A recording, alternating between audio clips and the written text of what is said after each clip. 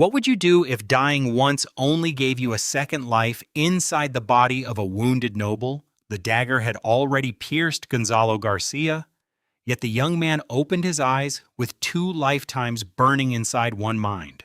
Before the blood on his yellow coat had dried, he realized this world could no longer hide its secrets from him.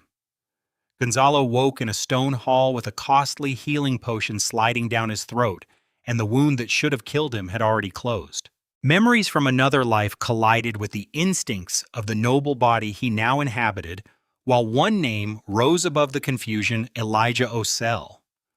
A young noble named Elijah Ocel had stabbed him with a dagger. He had teased him too sharply about his family, and he lost control in front of everyone at the banquet. His father, Baron Otto, slapped him hard, and the dagger fell to the floor. Gonzalo's father, Baron Raymond, stood up ready to fight. Luckily, Father Rory the priest stepped between them. He suggested they move to the council hall to talk things over. He was glad because he did not want a war. In the council hall, the two barons almost started fighting again. Baron Otto wanted to protect his son, and his father wanted Elijah hanged for attacking a noble in public. Father Rory warned them both that the Blood Brotherhood cult was causing trouble, and the count and the church did not want noble fights right now. He even threatened to take all the priests away from both their lands for 10 years. That changed the mood. He put his hand behind his back and showed his father 5 fingers as a secret signal. He understood and demanded 1,000 gold coins plus 100 for the potion. Baron Otto shouted and wanted to go to war instead, but Gonzalo watched his face carefully. When he saw his brow twitch, he knew he was ready to give in. They bargained back and forth. In the end, he agreed to 600 gold coins total, and he also promised to stop chasing a girl named Lolita. Elijah's eyes lit up when he heard that. He thought he will marry her next year. He did not mind much. He was the youngest son, so he had no right to inherit anything. And Lolita's father would never choose him anyway. 600 gold coins are worth more than his pride. After everyone left, his father patted his shoulder. He said Gonzalo had done well in the bargaining, but his little tricks will not work forever on old barons. He told him he would give the 500 coins, since he paid for the potion himself, to his eldest sister Maeve. She will use the money in the capital to build connections for him. Then he looked out the stone window and told him something important. Next spring he would become a frontier knight. He had to prepare himself and remember their family motto: grow and spread with roots firm in honesty. That day Gonzalo learned more about his strange new powers. He was lying on his pine bed, wrapped in a warm wool blanket, examining the dagger that almost killed him. He wore black mink gloves while handling it just to be safe. When he focused on the dagger, words appeared in his vision like a floating screen. The dagger is called a concealed dagger. It gives the user a small bonus to strategy, and it was made by the secret Blood Brotherhood cult. The weapon hides its own magical nature and stirs up anger and confusion in anyone who touches it. That explains why young Elijah lost control so easily. To the naked eye, it just looked like an ordinary dagger with a cheap red gem on the hilt. Little Martin, his servant, knelt beside him. He is the old butler's son, only 16, and his family had served the Garcias for generations. When he looked at him, his information appeared in his mind. His skills are all low, but his loyalty is 100, which is perfect. He had sent him to pick up the dagger from the banquet hall. Elijah was too busy thinking about his fiancée to care what happened to it. He did not plan to chase after the Blood Brotherhood.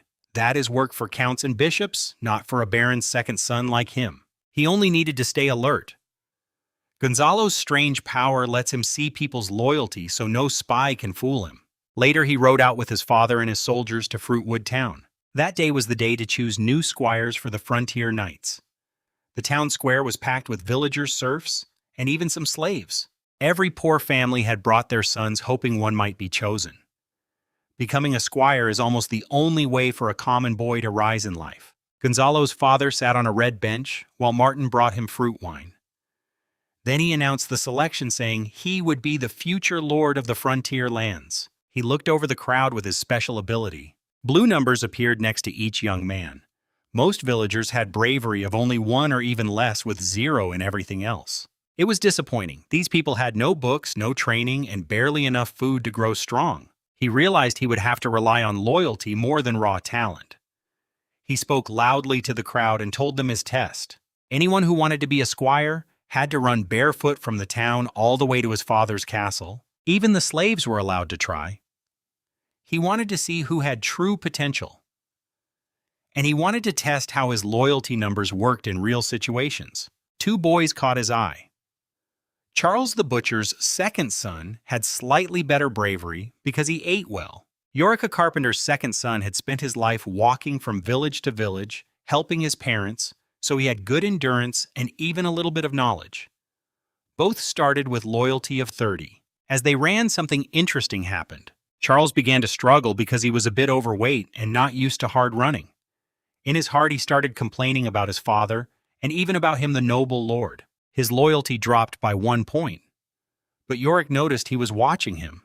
Feeling proud and hopeful, he ran even harder. His loyalty stayed strong. This told him something important. People are not just numbers in a game. Each person reacts differently to the same challenge. Some lose loyalty, some keep it, and some might even gain it.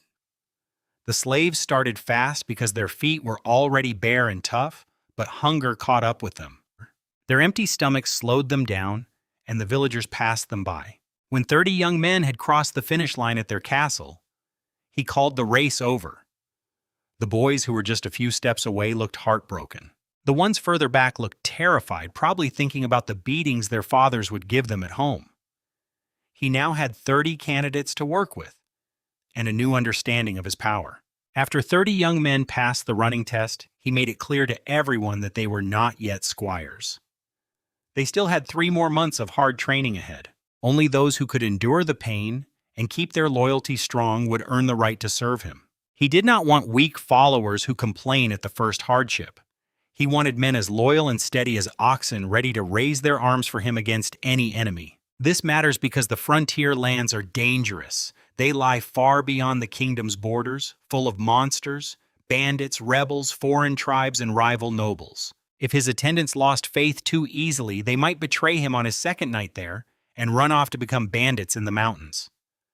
The good fertile lands were taken long ago by the great nobles, so newcomers like him get nothing easy. The training began outside his father's castle in the icy winter wind. He followed modern training ideas Gonzalo remembered from his past life, focused on obedience above all else. He shouted at them, pushed them hard, and reminded them that slowness on the battlefield costs arms and heads. He knew how to train people because he had grown up as a knight attendant himself, caring for his father's armor and horses before learning combat. By the end of winter, only 15 young men remained. The others had either quit or lost too much loyalty. Then he decided to do something important. He called each remaining boy into his quarters for a private talk. In his previous life, he had been a leader, and he knew how much a personal conversation can strengthen loyalty. A good leader shares food and hardship with his people, but he also keeps a respectful distance. He had little Martin bring hot meat soup to each visitor, but he did not serve it himself. They needed to feel valued, not equal. Yorick came first. He was so nervous he would not even look at him. Common folk are taught from birth never to meet a noble's eyes. He placed his hand on his shoulder and told him to look up and speak the truth. His eyes filled with tears, but after drinking the warm soup, he began to relax. He told him about his carpenter parents, his 2 older brothers, and his little sister. He worried about her dowry since skills are passed only to sons. Then he shared his real dream. All his life, he had traveled with his parents from village to village, listening to old men tell stories of famous knights under the big trees. He had always dreamed of becoming a knight himself, but as a second son, he knew he had to start working early or he would only be a burden. He smiled and told him something true. They were the same. He was a second son too. Something changed in him then. His fear melted into a real smile, and he answered him with strong feeling. "Yes, young master, they are." In that moment, they became more than lord and servant. They became 2 young men who understood each other. After their talk, Yorick's loyalty jumped to 90, only 10 points from full. His bravery had also grown from the training and the better food. 3 months of meat soup had finally let his body reach its true strength. Then Lyle came in. He already knew his story, so he did not ask about his family. He went straight to asking about his troubles. Lyle is a strong young man, stronger than most. He even has a special trait that boosts his bravery and helps him grow faster from training. On paper, he would make an excellent squire. But something is wrong with him. After 3 months of training meals and his personal attention, his loyalty has not moved at all. It still sits at 30, the same as the day he started. Every other young man grew more loyal through their time together, but not Lyle. He was not sure yet what this means, but he would keep a careful eye on him. Gonzalo finally understood why Lyle's loyalty would not rise. When he first came to Fruitwood Town with his parents, his loyalty was already at 60, but the moment his father announced the squire selection, it crashed down to 30. Lyle's parents are waste cleaners for his father's castle. They empty all the restrooms, including his. It sounds like a lowly job, but it is actually one of the most trusted positions near the nobles. You cannot let just anyone handle your most private matters. His family has done this work for generations, and their loyalty stays at a perfect 100. The problem was Lyle himself. He is strong and talented, and some knights had wanted him as a squire before. But once they learned his parents' job, they all changed their minds. No knight wants hands that smell of waste polishing his armor. Among commoners, waste cleaners are the most mocked group of all. Even hungry peasants curse them to feel better about their own sad lives. But Lyle had something else. He loved a girl named Amy, the daughter of a free tenant farmer at the orchard near town. The two of them had planned to run away together into the wilderness. They might have frozen to death, but at least they would have loved each other freely. Then his squire selection destroyed that dream. Gonzalo forced him into 3 months of military training instead of letting him elope. After this heartfelt talk, his loyalty finally rose to 50. That is the highest it will go on its own. From here, it will depend on what Gonzalo do next. Then, there is Ali, a 14-year-old slave boy. His parents were taken as war prizes by his father years ago, and they still cannot speak their language well. Most slave children are too hungry and weak to develop properly, so for Ali to make the top 30 was almost a miracle. During the race, he showed real cleverness. He did not rush forward. He brought his only water flask and begged some food from kind villagers before the run began. Then he ran close behind others to block the wind, and when everyone else grew tired and thirsty, he drank his water and ate his food. He finished in 30th place through pure wit. His special trait even boosts his strategy skill. His weak body nearly failed during winter training, and without his quiet help, he would have been cut, but now his loyalty sits at a full 100. Out of his final 15 boys, every single one has loyalty above 80 except Lyle. Only 2 have special traits, Lyle and Ali. Late that night, his father Baron Raymond and his elder brother Guy II came to sit with him. Guy is named after their late grandfather. He has always been the first heir to their Brighton lands. Both of them have been watching his training methods all winter.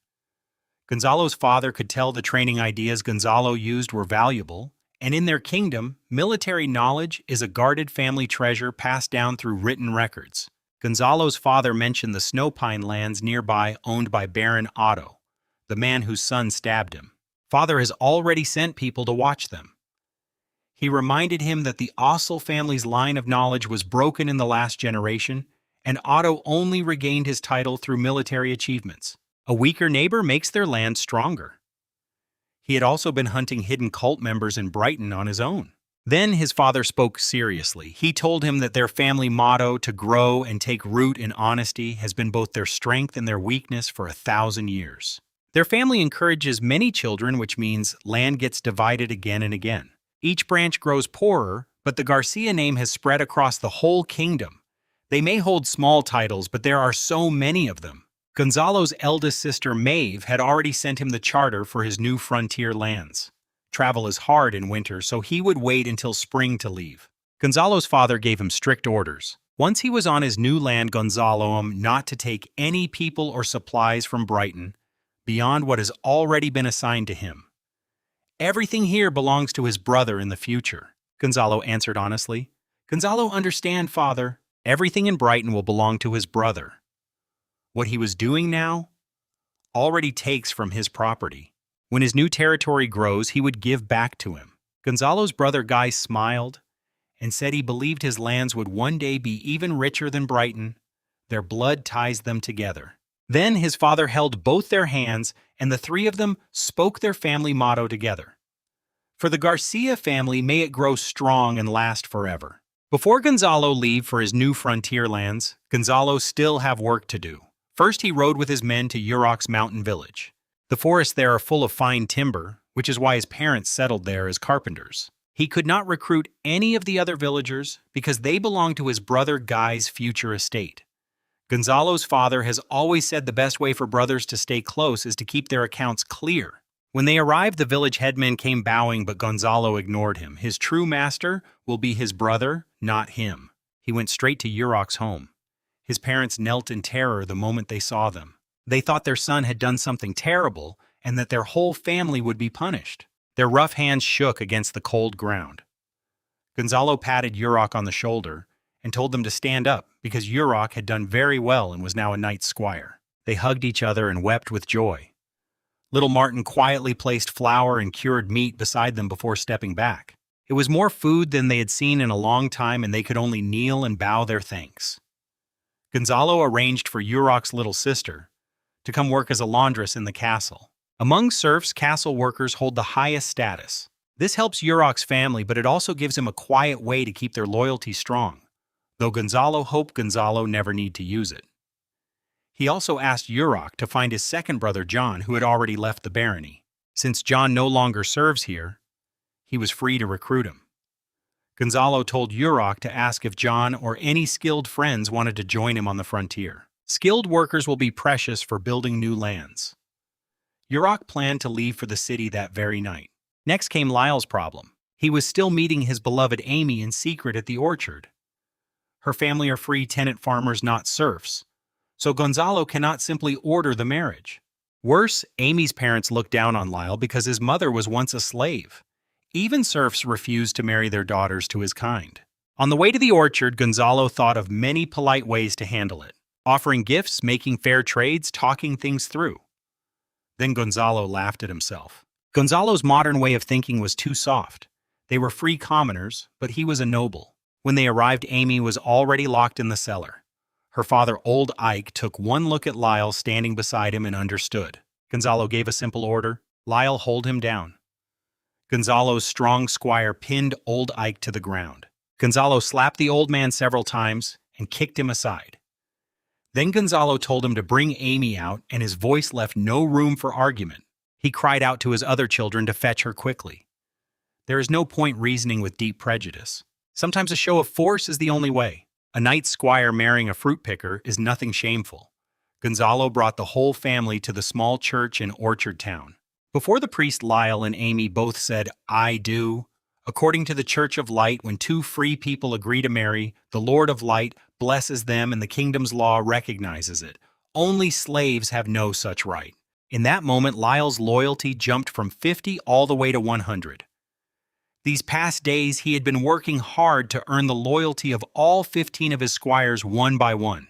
It reminds him of his younger days in his other life when he would go door to door meeting neighbors with youthful energy. If he had been born a baron with inherited power and generations of loyal servants, this would all be easy. But he was only a second son, so he had to do everything himself. Finally, winter ended. Gonzalo's father led him into the family library up to a hidden door. Gonzalo politely turned his back while he opened the secret mechanism. Only he and his brother Guy know how it works. That is the rule of their nobility. Not even father and son break it. They both wore silver-white armor with black cloaks bearing their family crest, the purple cedar tree with spreading branches and green leaves. Beyond the narrow doorway stood something amazing. A great purple tree reached all the way up to the highest point of the castle. Its trunk was so wide that 10 men linking arms could barely wrap around it. Sunlight poured through its green leaves like countless golden stars. Gonzalo took off his silver helmet and let his long black hair fall free. Gonzalo reached out and gently touched the purple bark. The tree seemed to whisper the stories of his ancestors, their heartbeats, pulsing through the generations of the Garcia family. The hidden courtyard behind the secret door held the most precious thing in his family. A great wisteria tree, 400 years old, stood within high white walls. Its purple trunk was so wide that 10 men could barely wrap around it. The lower part was covered in round marks where old branches had been cut long ago, each one a trace left by his ancestors. Beneath the tree lay the blue-green tombstones of his father's father, grandfather, and forebears. Through his special panel, he could see its full details. This tree came from the forest of purple trees, and it's what is perfect for crafting bows. while its fruit serves as magical material. Gonzalo lifted his hand from the bark, stepped back 3 paces, and knelt on one knee before the tree and his father. The morning sun shone down like the gaze of the Lord of Light himself. Gonzalo's father touched his shoulder armor with a silver sword. Then he spoke the words that would change his life forever. Under the wisteria tree witnessed by their ancestors, Gonzalo Raymond Garcia, declare that Gonzalo Garcia, the family inheritance. It must never be passed to anyone outside the Garcia bloodline. He placed his right hand over his heart and raised his left hand. Gonzalo swore to accept the inheritance, to uphold the 6 virtues of knighthood, to protect his people as a frontier knight, and to fulfill his duty forever in the name of the Lord of Light. Gonzalo's father lifted up a false tombstone that hid their family treasures. Inside were 3 things that had carried their family through the generations: a vial of advancement elixir, a young wisteria sapling that would take 200 years to mature, and a magical purple longbow crafted by an enchanter named Tricavi, which improves arrow accuracy. Gonzalo's father then carefully mixed the potion. The recipe is only passed down by word of mouth, never written. He told him to pay close attention because this was the most important moment for their family line. Into the base liquid went 5 drops of rosewood essence, 10 grams of finely ground magic crystal, and 1 drop of a magic hawk's tear, in that exact order. Finally, he cut his palm and let a few drops of his own blood mix in. The Garcia blood was the last ingredient. Gonzalo drank the entire potion in one go. A wild energy flooded through him. Gonzalo's muscles shifted and changed. Gonzalo's heart pounded violently. Gonzalo's silver armor began to reshape itself on his body, merging with him as only a knight's armor can. Gonzalo groaned in pain and tried to pull it off, but his father stopped him. Pain always feels endless while it lasts, but when it ends, it seems to have passed in an instant. When it was over, Gonzalo lay on the ground gasping, then looked at his panel and laughed out loud. Gonzalo's bravery had jumped to 9. Gonzalo's spirit had risen to 2. Thanks to his 2 lives joined together, a gift he could only call luck. He had also gained 2 new traits. The first was Purple Arrow Heart, which boosts his bravery, training his archery growth and his aim. The second was something rare and precious called Purple Light. Gonzalo's father was stunned when he heard the name. No Garcia had awakened this talent in 200 years, not since a great ancestor called the Violet Dawn Archer, whose name is still remembered across all human lands. Gonzalo picked up his new purple bow, drew it, and loosed an arrow. A streak of purple light shot across the room and pierced straight through the far wall. Light poured through the hole it left behind. Gonzalo's father stood amazed. Then his expression changed to something sad. For a moment, Gonzalo wondered if he was thinking of making him his heir instead of his elder brother, like some great emperor choosing by merit. But no, the truth was simpler. He said with a heavy heart, "The family's forbidden grounds have a damaged wall that needs repair. Gonzalo will deduct 10 gold coins from your pioneer funds." Gonzalo's father was just reluctant to part with money. Life as a poor frontier knight was already hard, and now it would be a little harder. Still, he warned him seriously, "Until you have absolute strength, never reveal this power unless it is truly necessary." Then, despite himself, he gave him 3 more branches of precious purple wood. Even his second brother had never received such treatment. Fathers always favor the most gifted child. He explained the meaning of these branches. A purple wood bow can be remade by a magic craftsman if his ever breaks. And these 3 branches should last his line for 200 years, maybe longer. If a talented descendant appears among his family, they can make another purple wood bow. Their family has always been known for archery ever since his ancestors served as the finest longbowmen for the King of August. Later, they found the purple wood trees and built their legacy around them. A tree takes 200 years before its trunk and fruit become magical materials. So his own descendants will have to wait 2 centuries before they can harvest from their own land. Gonzalo's father also asked him to remember his weaker second brother Joey one day. Joey has the least talent of all of them. When his lands grow strong, his elder brother Guy, and he had to help him. They are bound by blood even if they keep their accounts clear.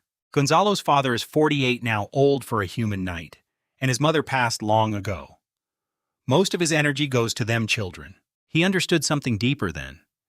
Their family may hold only small titles, but they form a complete system. Older branches sell purple wood and fruits to younger ones until those younger branches finally reach 200 years and can profit in turn.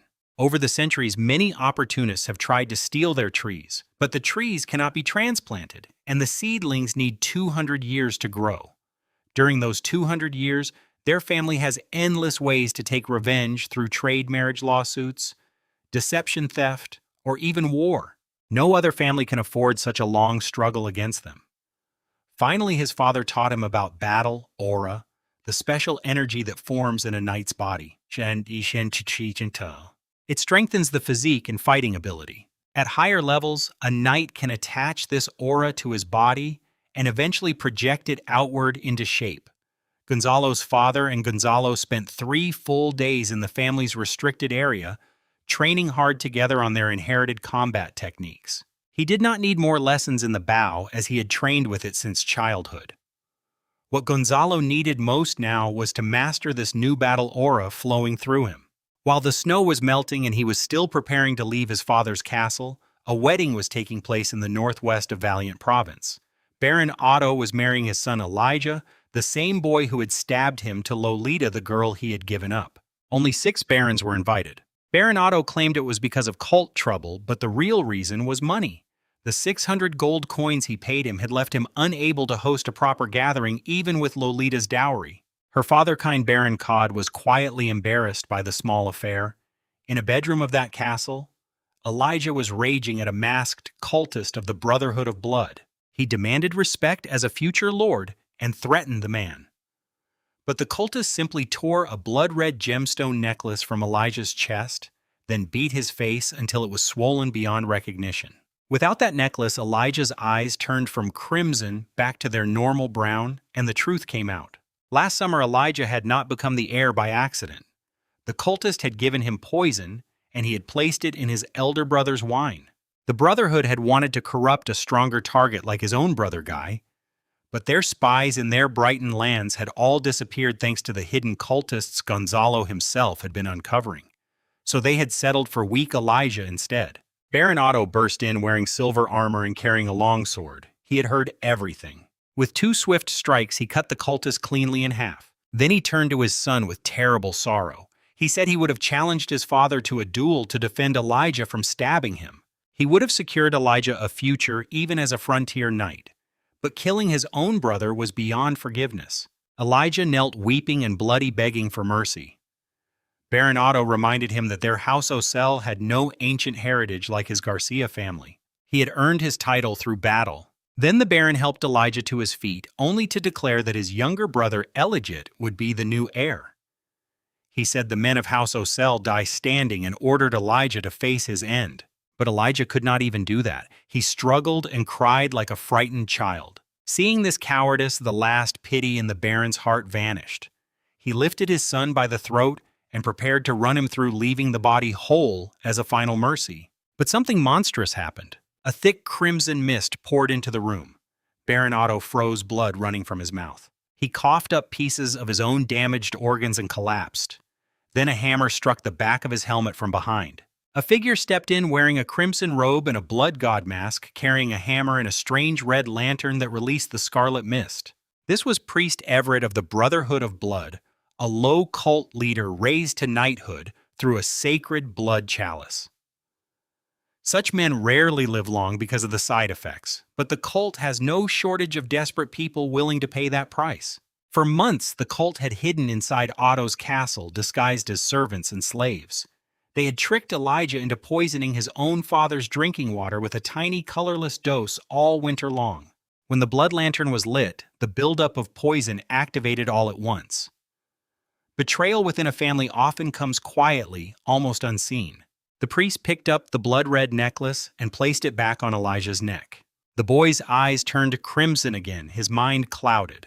The necklace could control an ordinary person for a minute, but a new knight for only 10 seconds. That was enough. The priest gave one cold order: strike at his heart. Elijah picked up his own father's fallen sword, removed the silver armor, and drove the blade into Baron Otto's heart. Meanwhile, in the banquet hall, the 7 barons had received a summons from Count Terence, governor, a valiant province, calling them to arms against the Brotherhood of Blood. They were already grumbling, trying to figure out how to send as few men as possible without getting punished. They were also puzzled. The cult had been causing chaos since last summer. So why was the Count only calling them to war now in spring? What was his real plan? As the barons whispered their worries, a crimson mist began to seep silently through the cracks in the stone floor and around the doors, moving like a living thing. He would learn of all this later.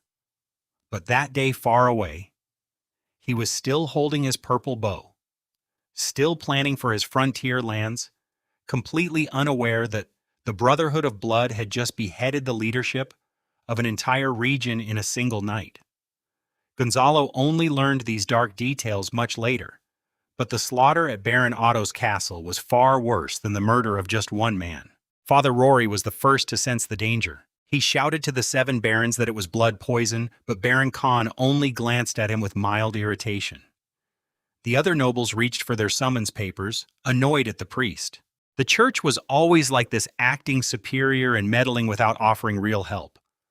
The banquet was too loud for most to hear clearly. The barons pretended not to notice and kept discussing how to send as few soldiers as possible to the Count. Baron Khan even planned to speak with his own father about the recruitment later. Then Baron Enzo, a man in his prime, suddenly felt a painful pressure in his chest. Something was trying to burst out, but his fighting aura was pushing it down. He looked around and saw pink dust spreading through the whole hall. Father Rory was already running for the door, shouting that this was blood poison, but shallow since they had not visited Otto's castle recently. The barons needed to suppress it with their fighting aura and escape at once. Kind Baron Khan had no such luck.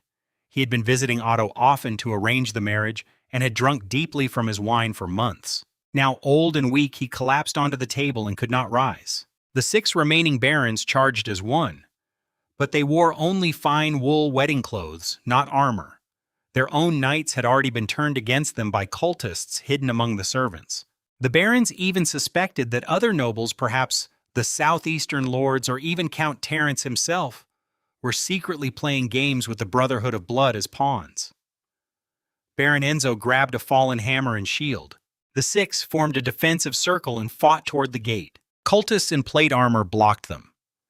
Priest Everett cursed his weak followers as useless fools and handed them a bowl of thick blood-red soup. The cultists drank it with wild, fanatical eyes and gained the strength of knights for a short time, but Enzo smashed their heads like a game of whack-a-mole. Without true fighting spirit, they were just reckless fools. Then Everett ordered arrows and stones to rain down without care for friend or foe. The barons, poisoned, bleeding, and exhausted, finally shouted their surrender. They promised to pay ransom. The cultists were not foolish. The poison and the blood soup had been costly, and living barons meant gold squeezed from peasants later. The 6 barons were dragged to the castle prison. The cultists who drank the soup paid a terrible price. Their bodies rapidly aged into skeletons with only thin skin stretched over them. Everything has a cost, and if knight-level strength came free, the Brotherhood would have ruled the continent long ago. Outside the castle, firewood was being stacked, but not for the dead. It was for Father Rory. Everett was excited beyond measure. He had waited for this day. If the Church of Light had not forbidden nobles from joining the Brotherhood's faith, he could have been a normal priest himself, blessing weddings, counting tides, listening to beautiful choirs. The Church of Light had taken all that happiness from him, and now he would have his judgment. Father Rory was nailed to a cross, his hands and feet pierced, his body tied tight. Blood dripped onto the pyre below. He kept murmuring prayers to the light god. This enraged Everett.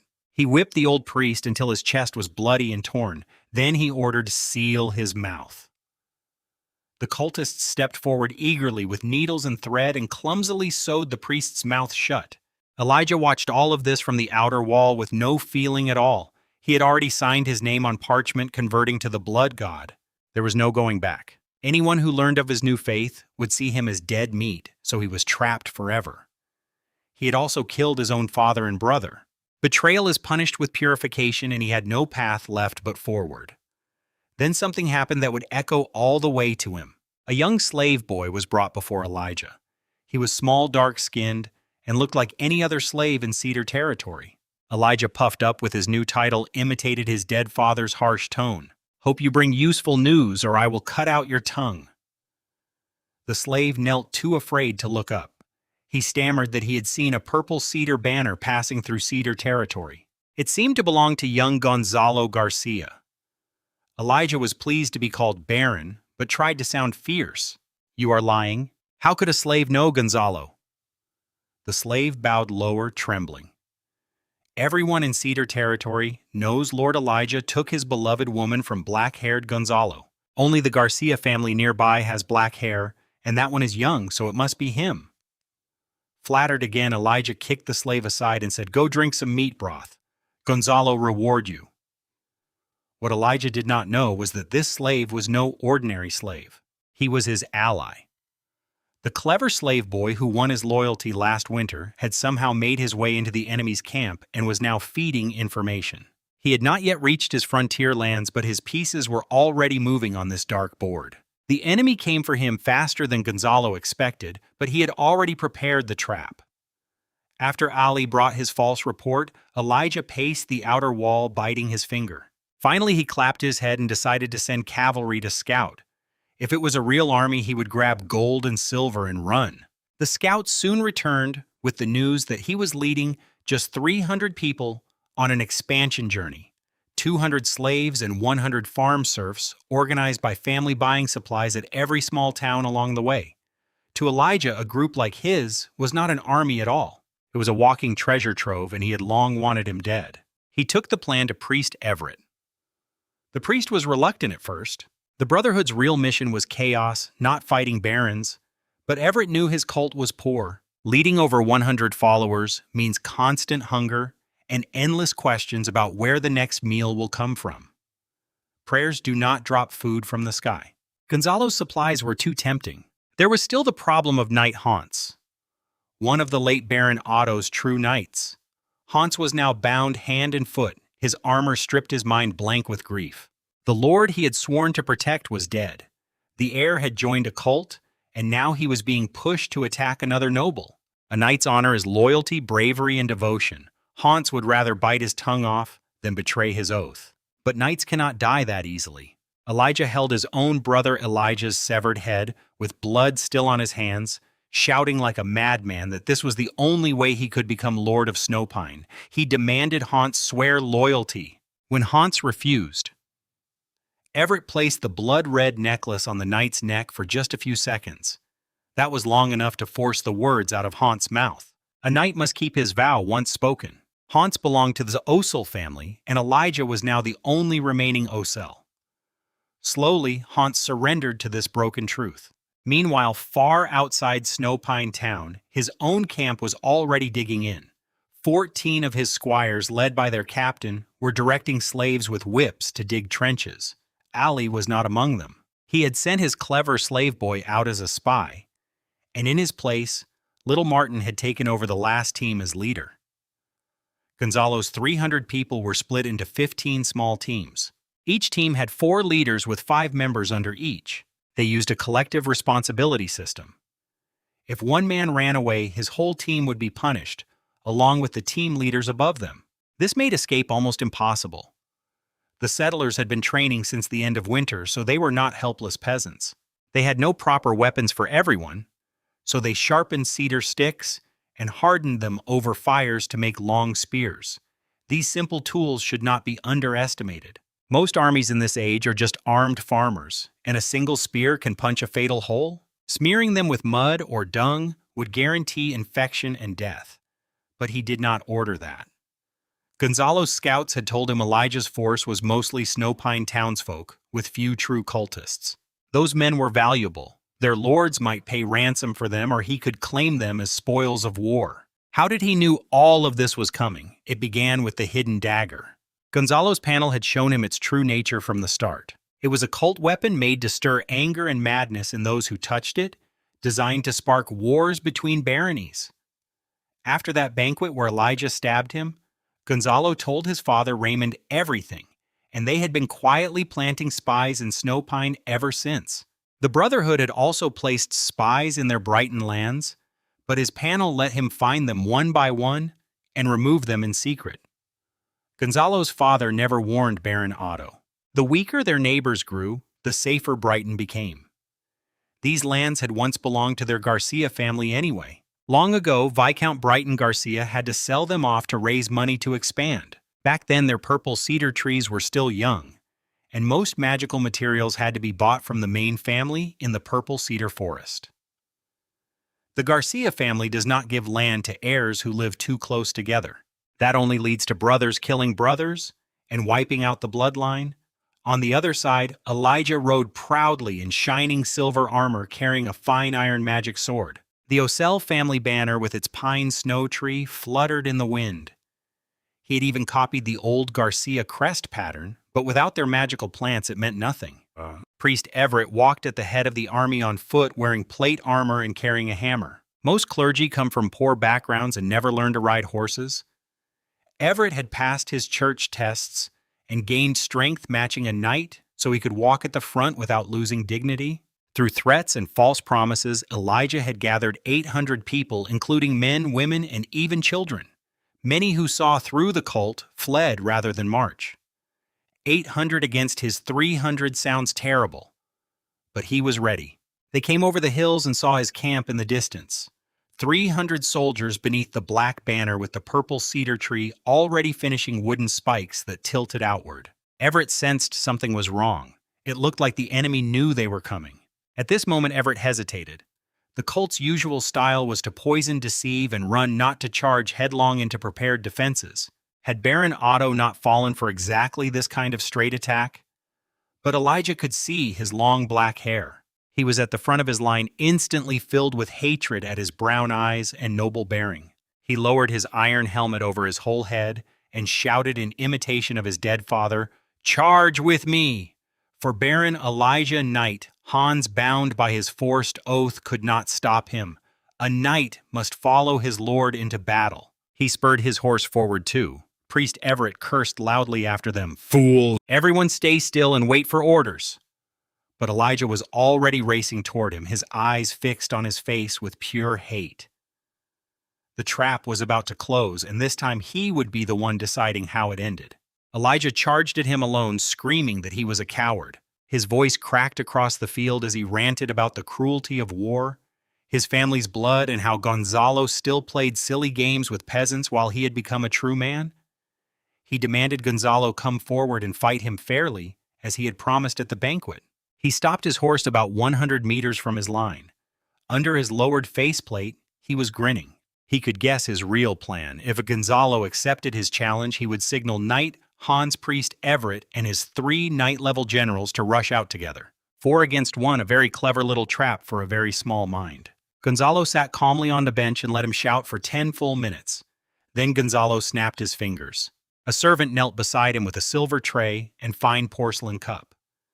Gonzalo lifted his faceplate and took a slow sip of hot tea. Loud enough for both armies to hear, Gonzalo said, "This is as smooth as Lolita." Then he smiled. The porcelain was one of his only treasures. Gonzalo's father had given it to him to sell in a larger town, but today it earned its price in another way.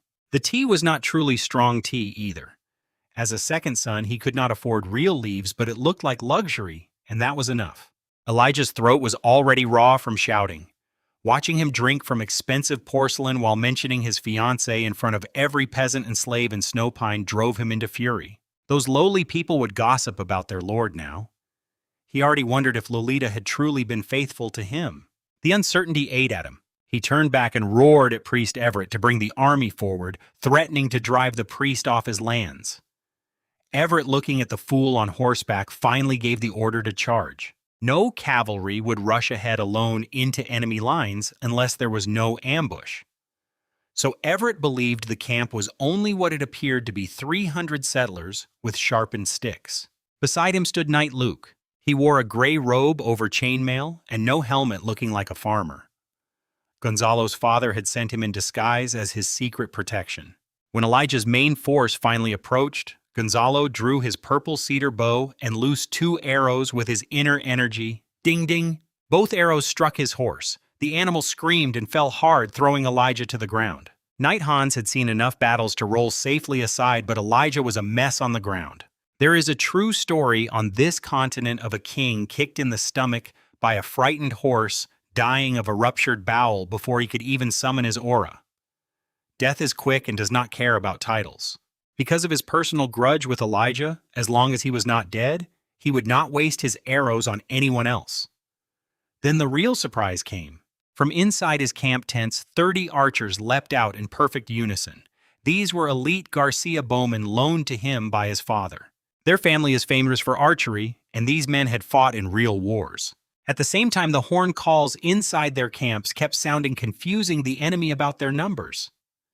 Their arrows fell like a storm on Elijah's army. The Snow Pine townsfolk at the front pushed forward with pitchforks, and sticks screamed and tried to flee in both directions. The cultists behind them slashed at the runners, but a few zealots could not kill 800 panicked peasants. The front line vanished, leaving the cultists exposed in the open. Gonzalo gave simple orders. Spears up! Squad leaders report position every 20 seconds. No talk of casualties or fleeing. Anything that could shake morale was forbidden. Gonzalo's 15 squires and their teams held their cedar spears steady. Priest Everett saw what was happening and started running backward while he still could. Years of fleeing had made him fast.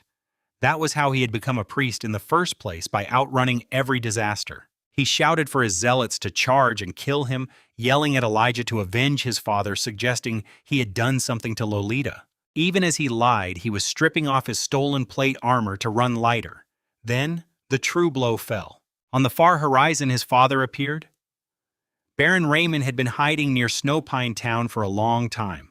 He rode forward with 2 knights and 10 cavalrymen at impossible speed. Their war horses had foam at the nostrils and bloodshot eyes. They had been fed a dangerous drug that shortens a horse's life in exchange for one final sprint. Only battle veterans rode that way. Everett saw the black dots racing toward him and fled in terror. Meanwhile, Elijah himself was still coming for him. He had lost his horse, but not his madness. Ordinary arrows could not pierce his silver armor, and he did not carry a heavy hammer. Luke warned him not to take his sword head-on, because Elijah carried his dead father's magic iron sword. In all of Brighton, only his own father owned such a weapon. Raising knights is the most expensive thing a poor noble family can do. Gonzalo's settlers screamed and scrambled aside, making a path for the madman. Elijah felt unstoppable. He roared, "Gonzalo, accept the judgment of the Holy Lord!" Splash! He fell like a giant stone into the pit. He had prepared 3 meters deep, covered with dry leaves impossible to climb out of in silver armor. His remaining cultists saw their baron vanish with a splash, and their morale shattered. Most of Snowpine's army had not even reached his line. They scattered, knelt, or begged for mercy. He had given his archers strict orders. Shoot the cultists, the enslaved farmers were to be captured by his squires for later ransom. The cult members were worth nothing, but common villagers could be traded back to their lords. Then he called out his next command. Fire! Little Martin and the servants wore gloves and lifted iron pots filled with boiling water and crushed nettle leaves. They poured the scalding mixture down through the observation slit in Elijah's helmet. He had been looking up, trying to find a foothold. The burning liquid hit his face directly. He screamed like an animal, tore off his silver armor and helmet, and clawed at his own skin, trying to scrape the burning nettles away. He who had dreamed moments ago of killing him, rescuing Lolita, and riding off to join the blood church, now curled in a ball at the bottom of the pit, twitching.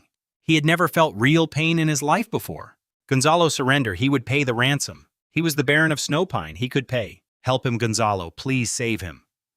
Gonzalo ordered his men to capture him. This was not the time to enjoy his suffering.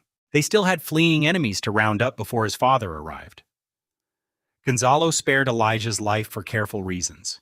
Technically, he was already Baron of Snowpine, missing only the official parchment. As a noble without a title of his own, he had no legal right to judge another baron's life. Only Father Rory and the other barons held that power. If he had killed him on the battlefield, that would be one thing, but executing a captured noble equal, that was a rule even he had to respect. And in truth, even if no one was watching, Gonzalo still would not have killed him immediately. Gonzalo's frontier knights badly needed money. A flash of purple light could send him to his blood god later, after his ransom had filled his chest. Gonzalo's second life had taught him patience. First make him pay gold coins, then let him die reasonably. His money would fund his frontier dreams while he rotted. A devilish smile crossed his face. Gonzalo trusted his father, Baron Raymond, to make the right choice about Elijah's ultimate fate. He was a good father and a good lord, and he had just handed him a very valuable prisoner. Priest Everett reached the castle gate, shouting for his followers to let him in. He had outrun their cavalry by barely more than 100 meters.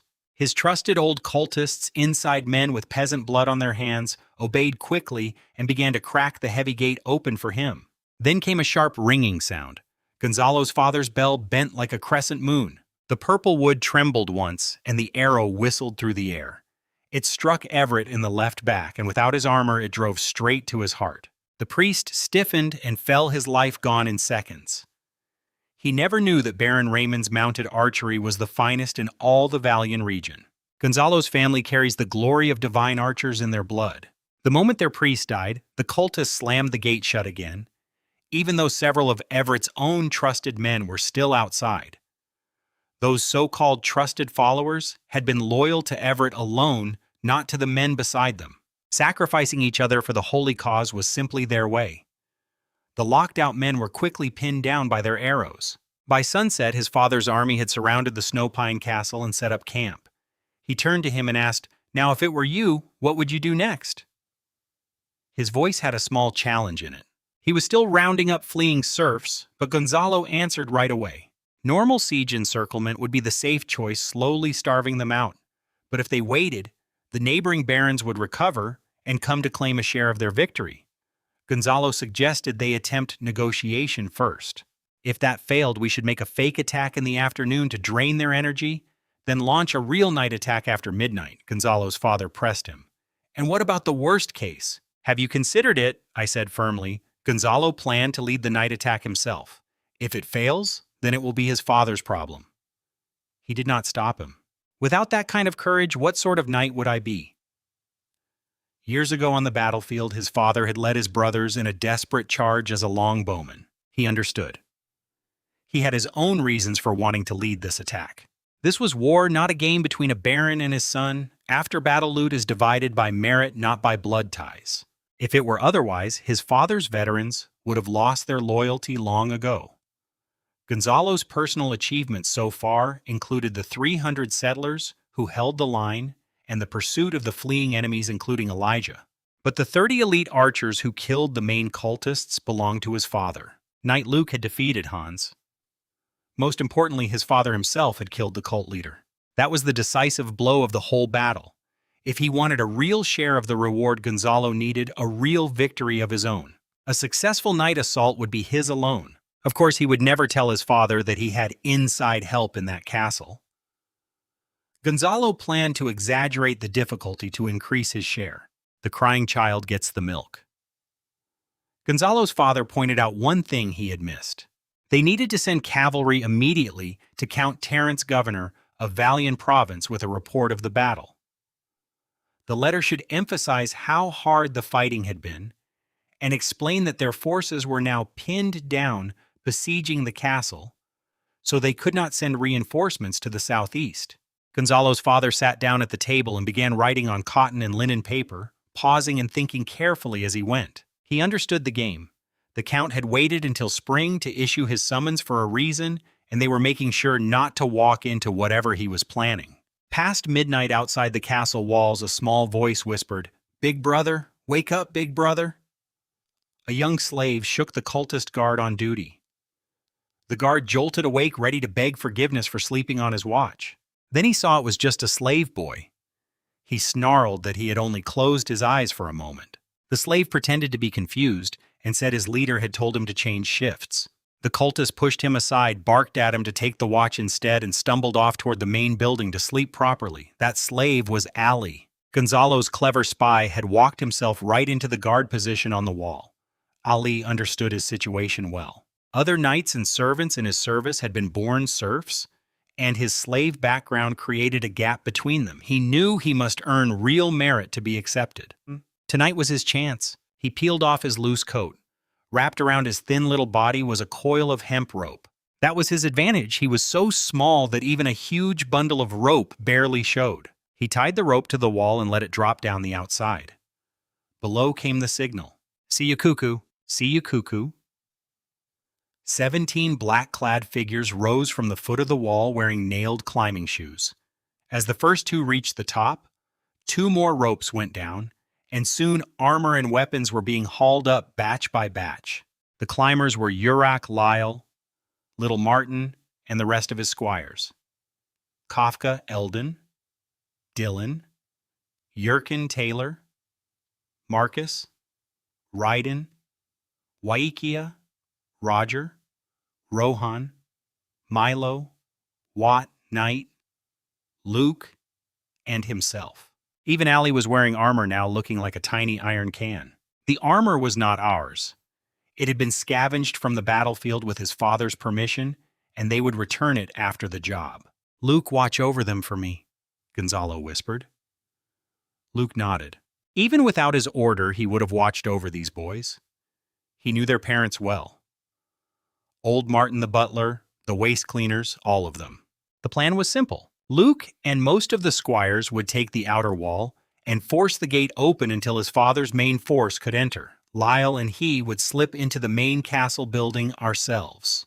Breaking the outer gate by force would need a battering ram or a high-level knight, neither of which they had.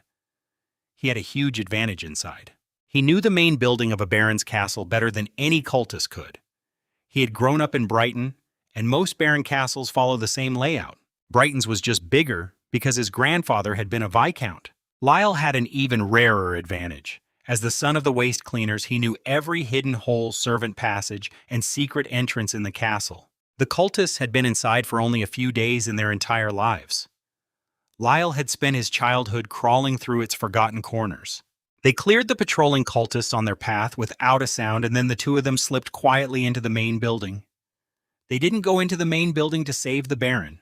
Their real goal was the Ozier family's treasure. Every family had its own vault inside the castle, holding family heirlooms and riches.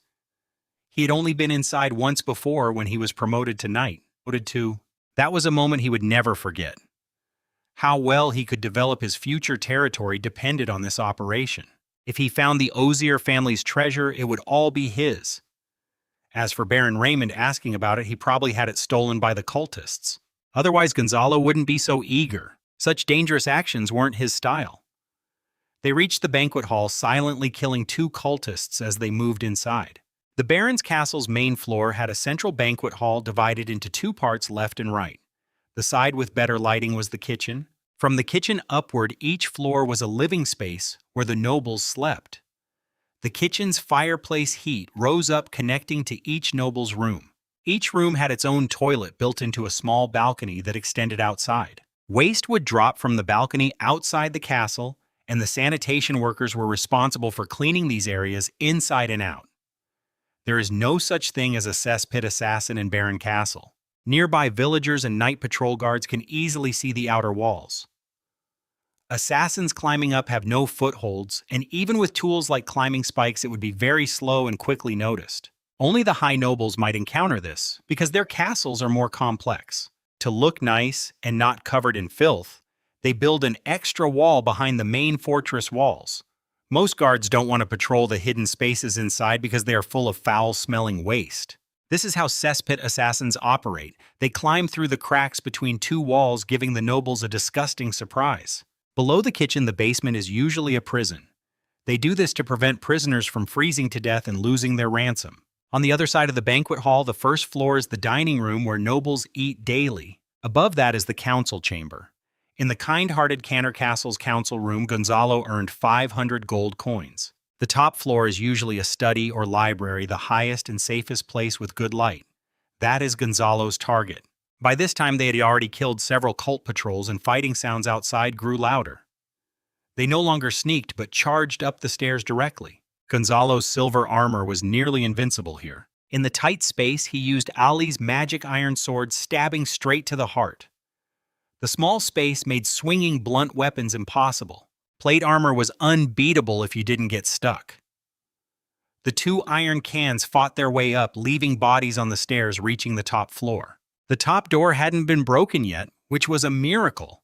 It had no handle, just like a treasure vault door. Gonzalo searched for a long time but couldn't find the mechanism. He tried to break it open violently but failed. Such a pity. If Gonzalo interrogated Ali, he'd tell him where the mechanism is.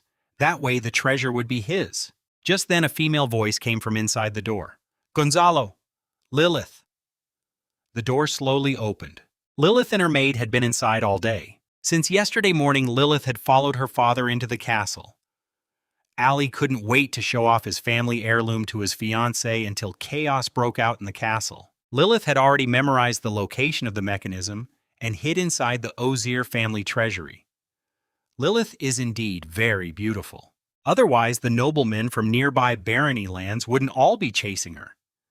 She has long, wavy blonde hair with air bangs, and her silver-gray eyes sparkle like stars in the sky.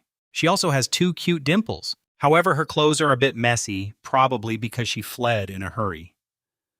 She tightly hugs a delicate jewelry box.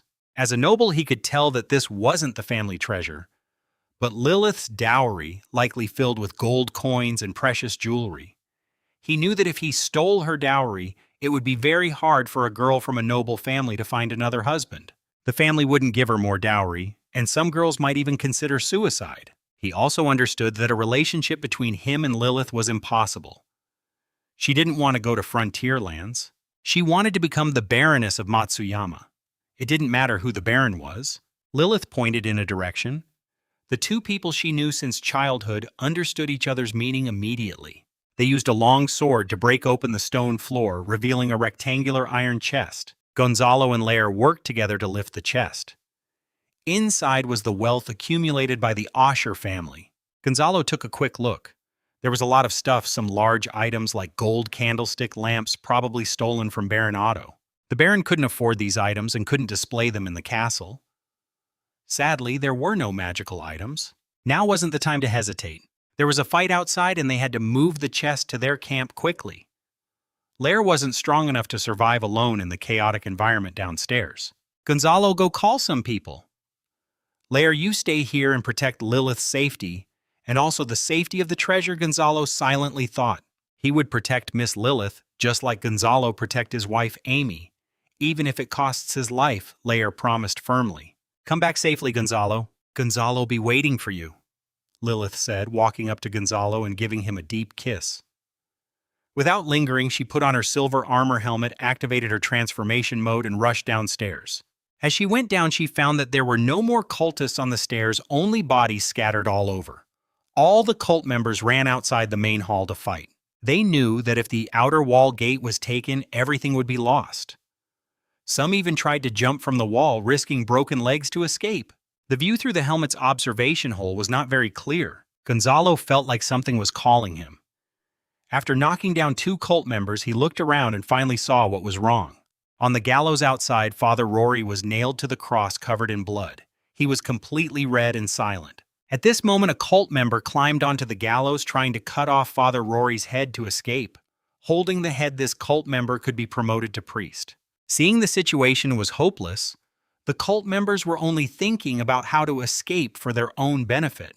Gonzalo's life was saved by Father Rory, who always carried a special healing potion. In an emergency, it could be sold for a good price or used to save himself. The treasure vault door was safe, and the chest inside wouldn't run away.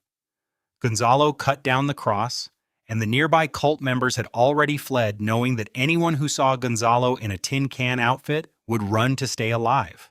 He removed the nails and helped Father Rory up. In the dark night, Gonzalo finally saw why Father Rory couldn't speak.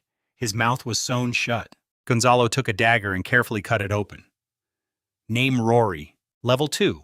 Age 63. Strength 5. Knowledge 15. Strategy 3. Management 8. Military 1. Spirit 5.7. Traits none. Favorability 80. He understood the panel better now. Father Rory was barely alive, but his strength was still 5. This showed that regardless of his condition, the attributes displayed the highest value. For non-subordinates, the panel shows favorability, not loyalty. When he saw Elijah, his favorability was -100. Special potion. Father Rory was almost unconscious, pointing at the door. He looked toward the main gate and realized the special potion was on the red-robed priest at the door. He then moved Father Rory to a safe place and rushed toward the chaos at the gate where many of Baron Raymond's soldiers had already entered. He saw his 15 iron cans and quickly ordered everyone to rush to the castle. They needed to move the treasure chest before the main force arrived. He felt around the corpse in the red robe and found a tube of green potion. Gonzalo drank it, feeling familiar. The test tube was very sturdy, and even with many people stepping on it, it remained intact. Item name: Special Healing Potion, quality green. Item info: made by Father Rory of the Light Church. Restores all external wounds. Has a significant effect on internal injuries. Restores vitality, but is ineffective against poisoning magical injuries or diseases. This potion is almost invincible on the battlefield, a perfect remedy for external injuries. Unfortunately, it doesn't work against poison or diseases. If it did, Father Rory wouldn't sell it for just 100 gold coins. That price is quite fair. Gonzalo quickly gave the potion to Father Rory.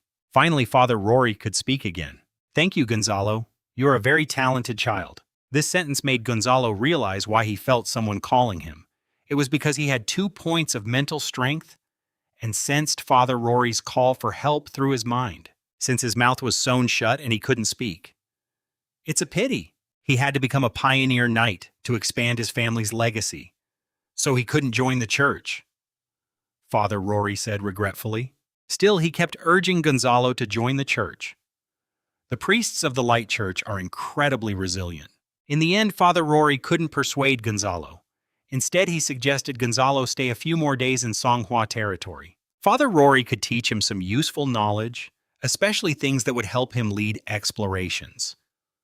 What could Gonzalo do? Father Rory offered an irresistible deal. In this era, knowledge is the most valuable thing. At this moment, Baron Raymond also entered the outer courtyard. The night attack was coming to an end. The final part was the most troublesome, chasing the escaped cultists to prevent them from causing more harm to the barony. Even though Raymond had prepared many troops outside the castle to stop the cultists, these rats were very good at escaping. Finally, they sent cavalry to the edge of MANHWA territory to guard against any other possible cultist armies. At dawn, the outside of the castle was crowded with cultists and captured peasants. The enemy slaves didn't need to be judged. They simply became part of the spoils of war. Elia was the first to be judged. He was tied up and kneeling on the ground, his eyes blind and his mouth trembling as he kept reciting words. He was Baron MANHWA. He would pay the ransom. Don't kill him. Baron Raymond stood up, raising his sharp iron sword. Say your heresy. Did Otto kill you? It wasn't him. It was Priest Everett. Elia now knew he was going to die. He kept hitting his face on the ground and begging for mercy. He cut off Elia's head, Father Rory added from the bench.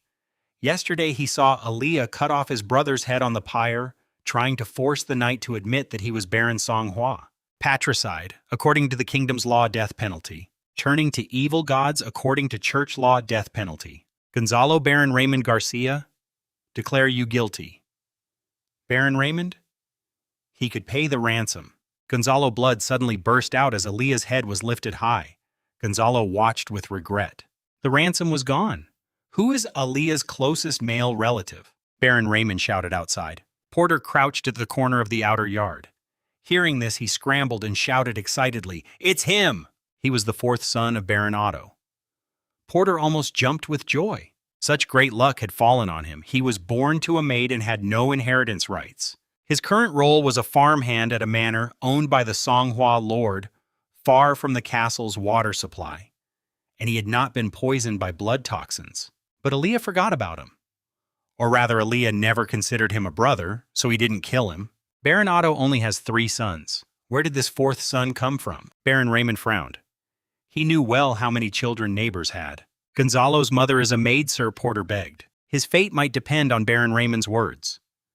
Would he be respected as a noble lord every day, or continue to serve the lord by caring for horses? It all depended on what Baron Raymond said now. That's called a bastard child, Baron Raymond corrected. As a noble, he protected rules to defend his own interests. Yes, he was a bastard, Lord Baron. Porter knelt and kept kowtowing. He longed to be a noble lord so badly. Baron Raymond refused to accept this. There were many people kneeling to him every day on his land. He looked through the family tree of the Osher family, but none of it satisfied him. Lord Baron Potter, remember to pay your ransom to him. When Baron Raymond said this, he seemed to hear the call of the light god, and he cried happily. As for the ransom, just squeeze the Snowy Pine territory hard for 2 years, and it will be paid. Nobles often do this, so just follow their example. His half-brother, also an illegitimate child, was curled up in a corner filled with horse manure, clutching straw tightly, grinding his teeth with a loud noise, and wishing he had been born earlier. According to the kingdom's inheritance law, Snowy Pine should be inherited by the closest relatives of the Osher family, excluding illegitimate children. Snowy Pine is next to Brighton territory. Baron Raymond needs an obedient neighbor, not a noble who suddenly returned from nowhere. As for Baron Potter's identity, it's easy to handle. Nobles are very skilled at these tricks, bribing priests and forging proof of Baron Potter's mother remarrying Baron Otto. Gonzalo learned today that there are many ways to do this. He was worried that if Elijah died, he wouldn't get the ransom, but it seems he was overthinking. The second person to be judged was Knight Hans. He had blank eyes, said nothing, and lowered his head. It was as if he had lost everything: faith, family, his war horse, his sword. Even breathing felt like a torment. Name Hans. Level 2. Age 38. Bravery 8. Knowledge 2. Strategy 1. Management 2. Military 5. Spirit 0. Traits none. Favorability 30. He was surprised. It was the first time he saw a prisoner with 30 favorability. Usually cultists had -100 favorability towards Gonzalo, and the captured peasants ranged from -10 to -50. This showed that this person held no resentment towards Gonzalo at all. Could be that he didn't resent Gonzalo for killing his lord. "Tell me your crime, Knight Hans," Baron Raymond said regretfully. They had once served in the same army, but they were not comrades. "I am guilty," Knight Hans answered with a hollow gaze. "Your crime?" Baron Raymond asked. Knight Hans raised his chained hands above his head, his arms trembling slightly. Many knights present understood what this gesture meant. He was choosing to end his own life a knight's way, to clear his shame. The problem with Knight Hans was whether he was judged a heretic. On the battlefield, losing and paying a fine was acceptable, but turning to worship evil gods was an unforgivable sin. Hans's crimes were helping heretics fight and possibly converting to evil gods. At this moment, the most important person spoke. Father Rory sat in a chair, still too weak to stand, and addressed everyone. Knight Hans was forced by Elijah and heretic priests. I saw this myself, but helping heretics fight is a crime? Baron Raymond whispered with Father Rory, then announced the verdict. Gonzalo Baron Raymond Garcia declared that Knight Hans must serve the church for 10 years and pay a ransom to him. Baron Potter, do you agree with this decision? Raymond asked, turning to the man behind him. Yes. Potter, who was kneeling on the ground and still confused, quickly agreed when he heard Raymond. Now he knew who was behind everything and obediently listened like an honest child. He understood the key reason here. Hans was still part of the Osher family, so he needed Potter's approval. Usually a noble knight's lord would defend him or exchange favors to reduce his punishment and pay his ransom. After these two knights were judged, the other barons' knights did not help heretics fight. They, along with the barons, were imprisoned in the cellar below the kitchen. Only heretics and peasants remained, but slaves were not included. Now it was Father Rory's turn to act. He also called nearby priests to come to the castle and help him judge. It's amazing how resilient the priests of the Church of Light are. Yesterday they were nailed to crosses, whipped, and kept hanging all day with their mouths sewn shut. That day they could sit in chairs and judge heretics. He followed Baron Raymond into the main castle building, where 6 barons were still waiting in the banquet hall. "Everyone, it's time to discuss your ransom," Baron Raymond said with a big smile, as if he had become several years younger. The barons began to curse, argue, and smash cups, but it was all useless. Their hands and feet were chained, and they couldn't compare to Raymond, who wore armor and commanded an army. They were now prisoners, just prisoners of Raymond having been captured from Elijah. Otherwise, why attack the castle at night? They could just wait for the cult members to torture and kill the 6 of them. No one would come to save them. Their sons who didn't attend the wedding secretly hoped these 6 barons would die. If they sent soldiers to rescue them, it would just be a waste of time, and they might even pray for their father to die in the castle prison. Raymond's knights and elite soldiers, if they started a war, would demand higher pay. After the battle, they would share the spoils based on their contributions. All of this would cost a lot of money. He saw only pointless arguing. He knew it was just a way to negotiate. In the end, they would settle on a ransom amount and wait for their families to send gold to free them. Feeling bored with the arguing, Gonzalo walked upstairs, still able to hear the cheerful laughter of men and women. These noble families had no real worries. The Baron would eventually pay the ransom. As nobles, they didn't need to live in tents or outside. Raymond would give them the dignity of living in the castle's main rooms. Maybe tonight the nobles would hold another feast. Since so many people had come, they ordered servants to bring food to the castle of MANHWA. The noble ladies' young masters and young ladies could sing, dance, and enjoy themselves. Many of these people he knew since childhood. Following the idea that more friends mean more options, he went to talk to them. Now he was their idol. If Gonzalo hadn't gone to expand his territory, the unmarried young ladies would have started discussing with their families whether they could add a little more dowry to marry Raymond. Both the Baron and the young ladies liked handsome noblemen with black hair and fair skin who could win battles and lead night raids. They were better than children who only wanted to fight duels every day. This war in the next 100 years will be talked about by all the nobles, free citizens, and serfs around MANHWA. Some will even sing stories about it like minstrels sharing tales. They will tell of Baron Raymond leading his army to defeat the evil cult army, saving 6 barons and a priest. They will also talk about his son Gonzalo, defeating his traitorous brother Elijah, and the night raid on the castle. There's also the story of Porter, who went from a stable boy to a baron by luck. He went to the top living room, where only Lolita and his personal maid were present. The maid wisely left. Now only they are left. "Gonzalo, I don't like that stable boy," Lolita said with red eyes and a sad voice. She wasn't crying over marriage, but because of her father, the kind old Baron Kent, who had passed away. To young nobles, those who grew up attending parties and receiving education are considered their peers. Porter, even if dressed in fine wool clothes, still carried the smell of horse manure all over him, which made Lolita feel sick. Lolita knew that in the future at parties, Baron Porter would embarrass himself because he didn't know proper manners, and as his wife, Lolita would also be laughed at. Gonzalo hugged Lolita to comfort her. "At least you became a baroness. You can teach her how to be a good noble lady. And you don't want to expand the territory, right?" Lolita held Gonzalo's neck and kissed him. Her golden hair smelled sweet and soft. "At least I loved someone," Lolita said firmly. They tangled together, starting the most natural kind of springtime intimacy. In the end, Lolita didn't go with Gonzalo to expand the territory. Her noble life since childhood made it hard for her to survive in new lands. And compared to a knight's wife, a baroness was a different class. Nobles knew that a stable, long-lasting life was more important than fleeting pleasure. The chance of success in expanding the territory was only 1 in 10. Lolita couldn't take that risk. She loved her position as a baroness more. A girl's youth is precious. In a few years, even with a dowry, no noble young man would want her. She'd have to find an older noble. Baron Porter was a good man. In noble circles, cuckoldry was quite common. He had already forgiven Baron Porter. MANHWA territory, castle. Baron Raymond and the 6 barons had already agreed on the ransom. Now, including Baron Raymond, everyone was happily celebrating at the castle. Baron Porter, as the host, paid for the banquet. All the treasures were taken away, but it's okay to borrow money from the barons. Porter believes he can squeeze it out of the serfs within 2 or 3 years. Outside the castle, a long line formed. The slaves, whipped and driven, were headed to Brighton's territory. These were all spoils taken by Baron Raymond. Nearby, Gonzalo's expedition camp was already set up.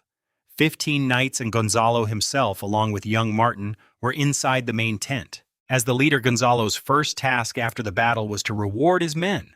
Rewards had to be given quickly, based on their achievements. In Gonzalo's past, delays in rewarding soldiers often led to mutinies. Even though he could see loyalty levels on his interface, Gonzalo wouldn't act recklessly. It's simple. If soldiers see high loyalty now but feel discontent at night, they might turn against him. Such things are possible.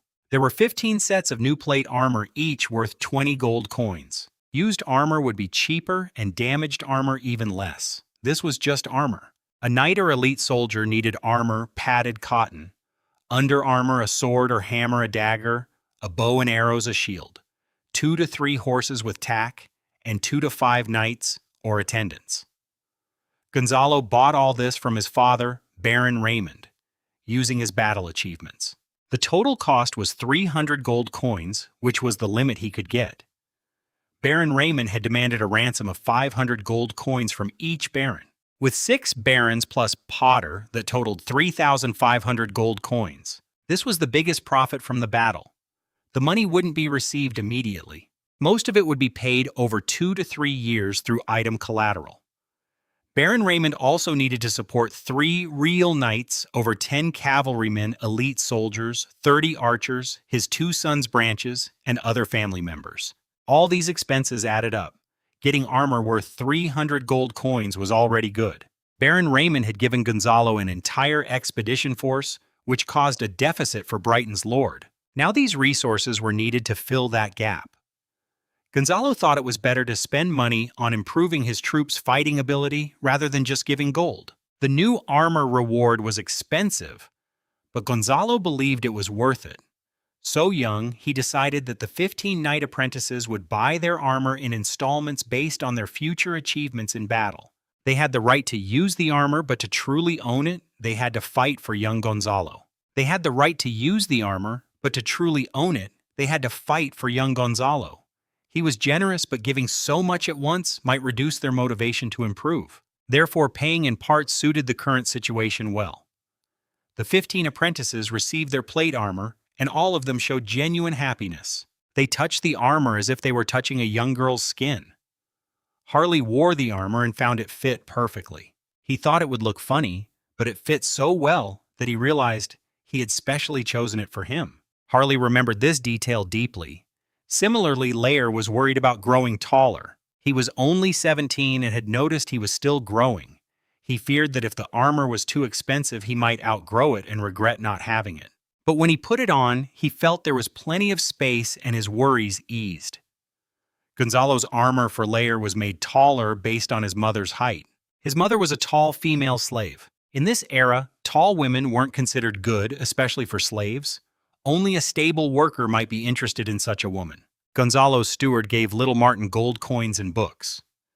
Martin wasn't very interested in war. He simply obeyed Gonzalo. They had grown up together and knew each other well.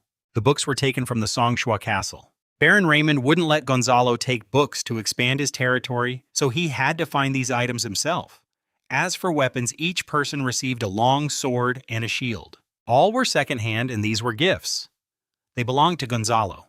The camp's warehouse also stored bows and arrows, which were Gonzalo's property. They weren't very skilled with bows yet and needed more practice. While the 15 apprentices were still happily trying on their armor, he spoke. "Get ready to assemble."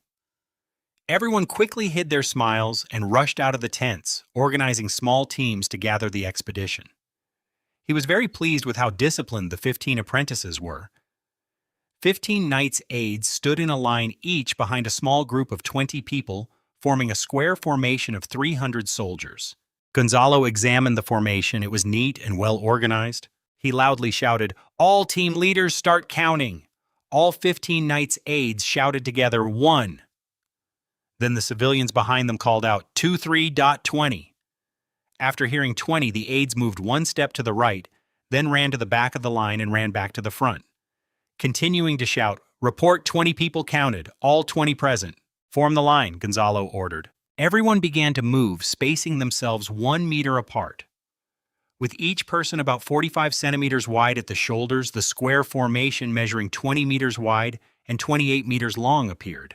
Gonzalo held a list which had been checked by little Martin and the aides. "Runaway on the battlefield, step forward," Gonzalo commanded sternly. The aides turned around and shouted, "Group leader, step forward to confirm the runaways." It was nearly impossible for the aides to fight and verify the 20 people at the same time on the battlefield. So each group of 20 was divided into 4 team leaders with 5 people per group. The aides also served as team leaders. They quickly confirmed the number of runaways, 15 in total, mostly slaves. These settlers were trained temporarily by Gonzalo and the aides at the end of winter. Being able to form a proper formation was already quite good. But on the battlefield, some still ran away. Since they chose to escape, they had to pay the price. Runaways the team leader will whip 10 times, the group leader 20 times, each runaway 50 times. Next time someone escapes, execute them immediately. Team leaders and group leaders double the whipping, Gonzalo ordered. Rewards and punishments go hand in hand. Military discipline is like that. Gonzalo initially planned to make an example of them, but seeing that these people knew they would be punished and still kept their formation intact, he let them go. The group leaders began whipping the runaways, while the team leaders whipped the group leaders, and the aides as team leaders whipped themselves. The aides whipped themselves more harshly. Gonzalo continued reading from his paper. Those who have contributed to defeating the enemy layer killed 1 soldier, Yilok killed 12, Yilok killed 5. The list included everyone from the night captains to the slaves. Kill 1 soldier to earn 5 silver coins. Kill 1 armed farmer to earn 5 pounds of meat. Gonzalo organized his troops into groups of 5. The team leader checked the members, and the leader of the team checked the team leader. Behind them, little Martin and others watched to see if anyone tried to escape or earn battle credits. Since Martin could count and write and cutting off ears was not a practical way to record achievements on the real battlefield, they didn't use that method. In the entire continent of Atlantis, there was no system of paying soldiers based on the number of enemies they killed. Instead, they shared the spoils of war. The common people fought for their lord out of duty. If Gonzalo hadn't seized the Ogier family's treasures, he wouldn't have been able to pay such rewards. At most, he would give some meat. There was no money for rewards otherwise. The 300 soldiers consumed food every day, all paid for by Gonzalo's money. The real elite soldiers on the other side only, layer by luck, managed to kill 1 enemy. Most of the others were killed by Baron Raymond's skilled archers and cavalry. As they grow stronger, they will kill more enemies. For now, the rewards are set low, but in the future, they won't be reduced. Rewards will only increase. Gonzalo believes that generous rewards will motivate brave fighters. As battles increase, the rewards would become richer. The common people see enemies as delicious bread drooling with greed. Gonzalo sat in his chair personally handing out meat. Everyone who came to receive their share respectfully said, "Thank you, young Master Gonzalo." There was also a list of casualties. Gonzalo injured himself, checked the list, and rewarded food. Because the cult priest fled early, the enemy army collapsed quickly. The capable Ilias only saw Gonzalo having never fought anyone else. Knight Hans was just pretending to fight and didn't kill anyone, so their side had 0 deaths in the first battle. In the second night raid, there were also no casualties. Everyone wore iron armor, and Luke the Knight protected them. To the cultists, this was a crushing defeat. Asan, Asea, and Alu watched Ida happily take out meat and eat a bite, drooling with greed. They were slaves' brothers from different mothers, all chosen by Lord Gonzalo. They could speak human language. Slaves are given names so randomly that most have no names at all. These few slaves were bred by Baron Raymond, chosen from the strongest in the territory he selected. He married dozens of wives, and the slaves raised this way tend to be quite strong. Baron Raymond also gave some slaves to Gonzalo, and these brothers are among them. Big A, thanks to his genetic advantages, had never eaten well before, but he managed to kill an armed farmer and received a reward from young Master Gonzalo. They were gathering firewood in the woods. These woods' animals, fruits, and fish belong to the noble lords. They dare not cut down trees, so they only pick up fallen branches. He also ordered them to follow the rules. He doesn't want conflicts to happen just because some settlers caught fish in the river near the lord's land. Even in the now ungoverned snowy territory, it's not allowed. To make these settlers get used to obeying orders, young Master Gonzalo says what to do and they follow. If Gonzalo doesn't say anything, they shouldn't interfere. Later, when they reach Gonzalo's territory, how to encourage the farmer's mindset and develop the economy will be discussed. For now, they must follow the rules in the Valon area, go back to the camp quickly and eat. As soon as they hear about food, the slaves run faster than anyone. The smell of meat. Alao drools excitedly, having smelled it so much today. Little Martin holds a spoon and taps on a large iron pot, making a loud clang. Each person gets a bowl and a coarse bread. Everyone has one. This is a reward from young Master Gonzalo for your efforts. Alu can't believe his ears. Everyone has one. Gonzalo considered a person now, but while hesitating, he falls behind. Asan reaches the large iron pot first. Austin holds a dark brown coarse bread with visible grains and bran bits. It's a food he's never eaten before, and just smelling it, he can already smell the wheat. There's also a bowl of meat soup. Asan quickly goes to get it, but little Martin hits him hard on the head with a spoon. He's not angry. He's used to this kind of hit. Speak? Asan touches his head, thinking of what to say. Suddenly he remembers what Big A said when he was rewarded today, and he starts to imitate. Thank you, Lord Little Martin. He thought this should be fine. As long as he calls him Lord, it should be correct. Little Martin hit Asan's head hard with a spoon again, which confused Asan. He couldn't understand why calling Lord didn't work anymore. Looking at the hot meat soup in front of him, Asan was so anxious he almost cried. The only meat he had ever eaten was earthworms. Alu whispered from behind, "Thanks, Lord Gonzalo." Yes, thanks, Lord Gonzalo. Little Martin handed the meat soup to Asan and reminded him, it's thanks to young Master Gonzalo. When they reach the frontier, call him Lord Gonzalo. Do you understand? This was something Gonzalo kept emphasizing to those around him. Rules are rules. Gonzalo as a noble was a firm supporter of the feudal system. The real Lord Baron Raymond was still inside the castle dancing with noble women. The Baroness had passed away many years ago, and Raymond had been flirting with noble women over the years. Smelling the delicious meat, Asan shouted loudly, "Thanks, young Master Gonzalo!" The others behind him started calling out, "Hurry up, it's our turn!" Only then did Asan leave. Nighttime Alu and everyone sat around the campfire playing a fun game, tossing a cloth. 20 people in a team passing the cloth to the beat of the captain Yalak. Whoever catches it last is responsible for guarding the night. They played 10 rounds in total. The person who caught it the most times would be on duty. Gonzalo invented this game. It started in winter with 15 knights and their attendants to improve their math skills and strengthen their bonds through fun. Now the team leaders had learned how to play and were playing with the frontier villagers. Alu was having a great time. While playing, he secretly grabbed a piece of coarse bread and threw it into his mouth quietly, counting who caught the cloth the most times today. It's Ada. Ada caught the most. No, you idiot, it's a C. You're all wrong. Then who caught the most? It's the captain. The captain caught the most. Alu blurted out. Everyone in the team burst into laughter. How could it be the captain? Did they want a beating? Yalak awkwardly smiled. Tossing the cloth was a bit tricky. After a while, he forgot who had caught it earlier. But Yalak was sure it was himself, because he had written down the number 4 in front of him. It couldn't be more than that. He just had bad luck. It's just him. If Gonzalo lose, Gonzalo lose. He couldn't cheat just because Gonzalo'm the leader. Tonight he would stay on watch. Alu smiled happily. For the first time in his life, he was so genuinely happy tonight. He drank meat broth, ate coarse bread, and played games with everyone. He didn't see his father often. He only saw him once from afar, while moving wood in a distant village. The man was tall and looked like a slave. They said he was Alu's father. Every time Alu corrected the foreman about the wrong amount of wood, he would be whipped. Later, Alu stopped caring. He understood that the Lord's things had nothing to do with him. Only when his mother asked if the wood count was correct did Alu tell her where the mistake was, because he was afraid she would be whipped. That day, Alu could loudly say who passed the cloth the most. He truly saw everyone as family. 15 campfires were lit in the expansion camp. Everyone clapped and sang silly songs they didn't understand.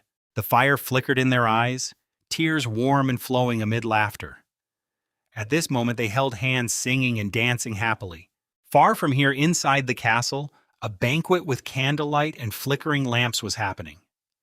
People flattered and complimented each other with fake smiles, creating a sharp contrast. Inside the tent, Gonzalo and little Martin counted gold coins and valuables. Everything had to be recorded on paper, including rewards.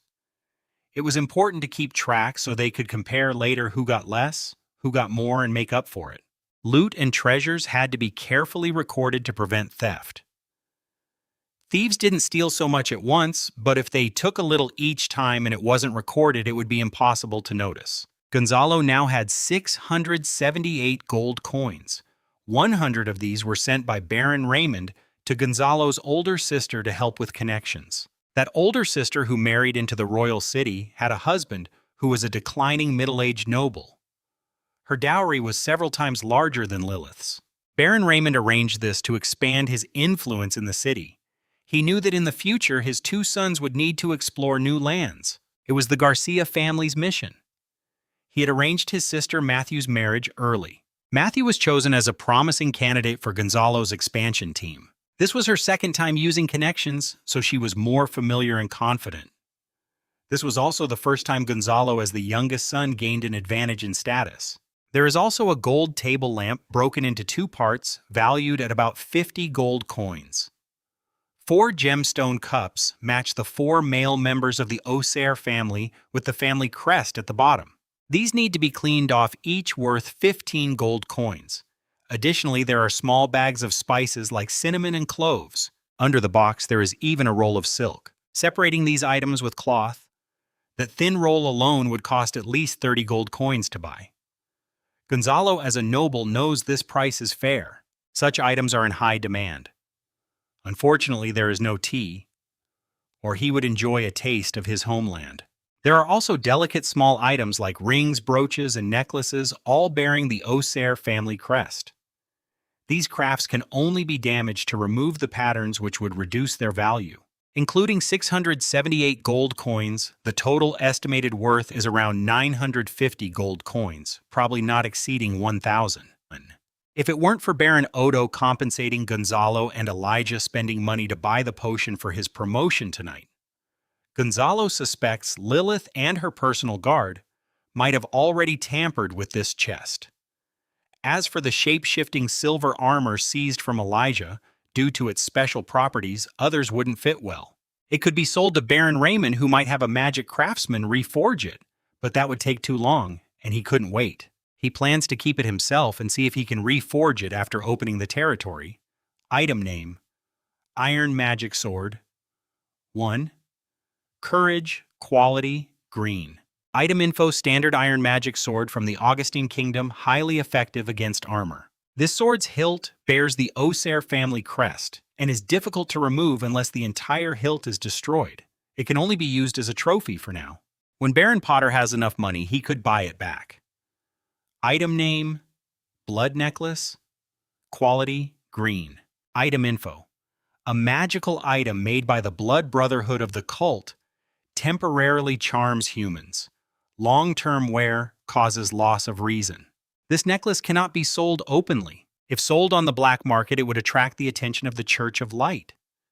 Many think black markets sell everything, but in reality, the owners behind these markets are often nobles or even church bishops.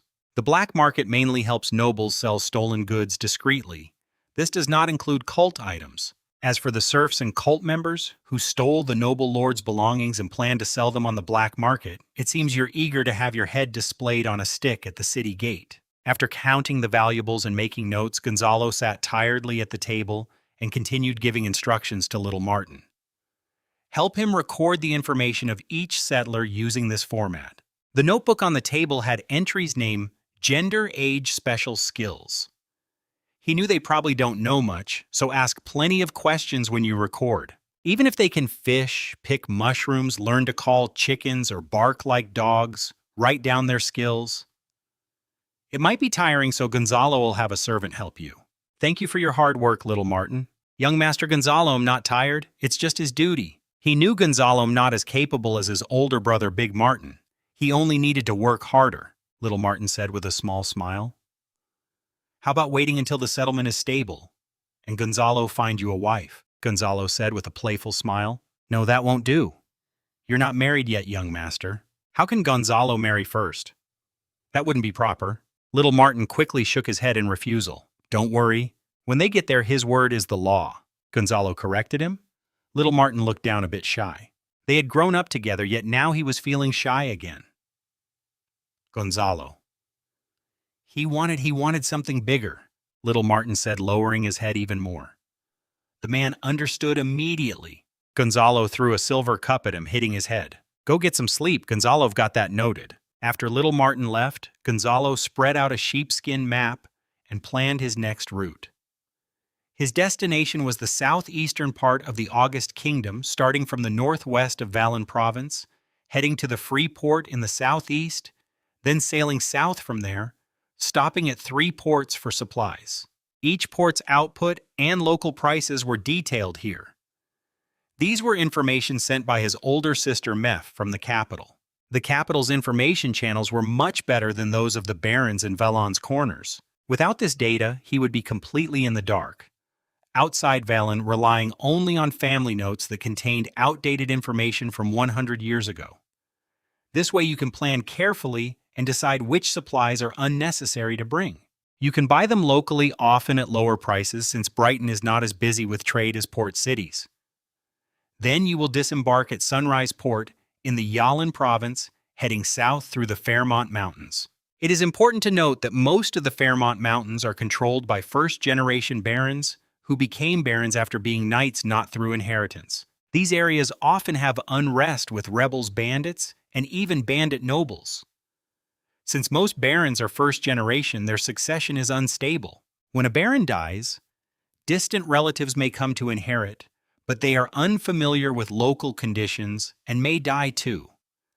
Without a stable lord, many peasants become semi-bandits. There are detailed records about the lords of the Fairmont Mountains, including when they were granted titles, family histories, hobbies, and local specialties. This helps prevent misunderstandings later. Nobles strongly dislike neighbors producing and selling the same products. For example, if Gonzalo produced fruitwood wine, his neighbor should not sell it. They can produce and sell grape wine, but not fruitwood wine, or Gonzalo might go to war. At the southern end of the Fairmont Mountains, you will see Mount Man Roland, which marks the start of Gonzalo's designated frontier. The map shows that south of Mount Man Roland is a plain where 3 pioneering knights have died.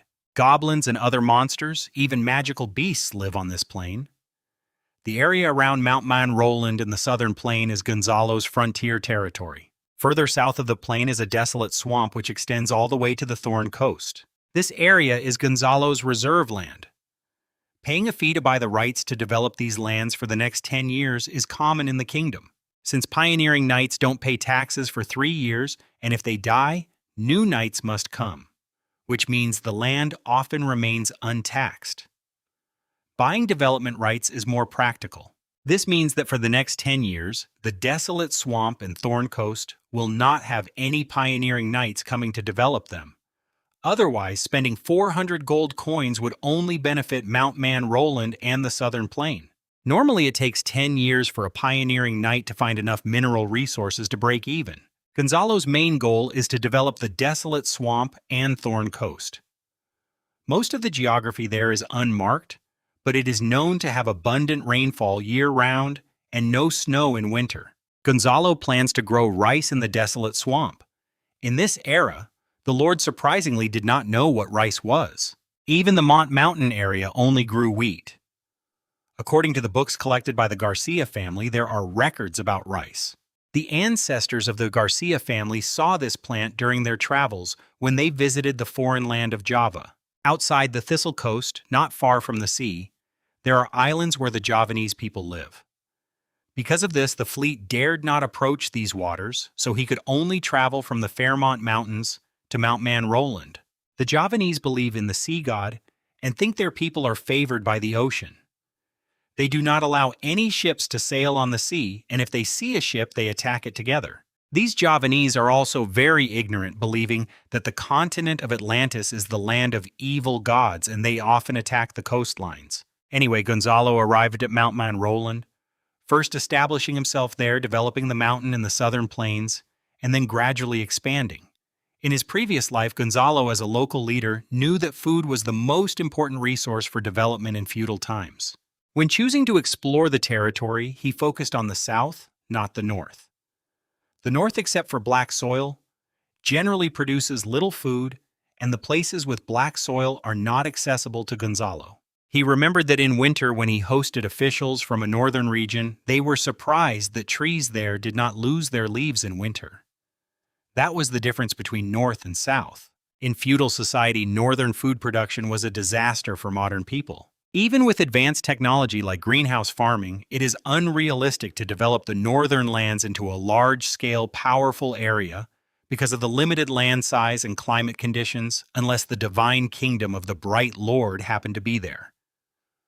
Whether pursuing a nightly magical elite route or industrialization with widespread firearms talent is needed in all areas. A large population base is essential to produce more talent, which then can be selected through Gonzalo's system, eventually forming a large, well-organized structure. This is why Gonzalo chose the southern part of the Atlantis continent. Just having a winter without snow already puts him ahead. Meanwhile, in Brighton, winter slaves and serfs die from the cold every year. Of course, these are all later stories. For now, the most important thing is to focus on the current situation. The Blood Brothers cult in southeastern Volia is causing chaos. To reach Freeport, you must cross a war zone or head south to leave the Volia region and find a port to sail from. All decisions depend on the letter Count Terence will send to Baron Raymond. Until then, Gonzalo cannot act. So Gonzalo's been busy these days. After handling everything, Gonzalo didn't plan to go to the castle banquet hall. He's known these nobles since childhood, and socializing with them doesn't bring any real benefit. If he could meet some new nobles, he would be happy to attend those banquets. The snowy mountain, the castle, and the ongoing trial of the cult members continue.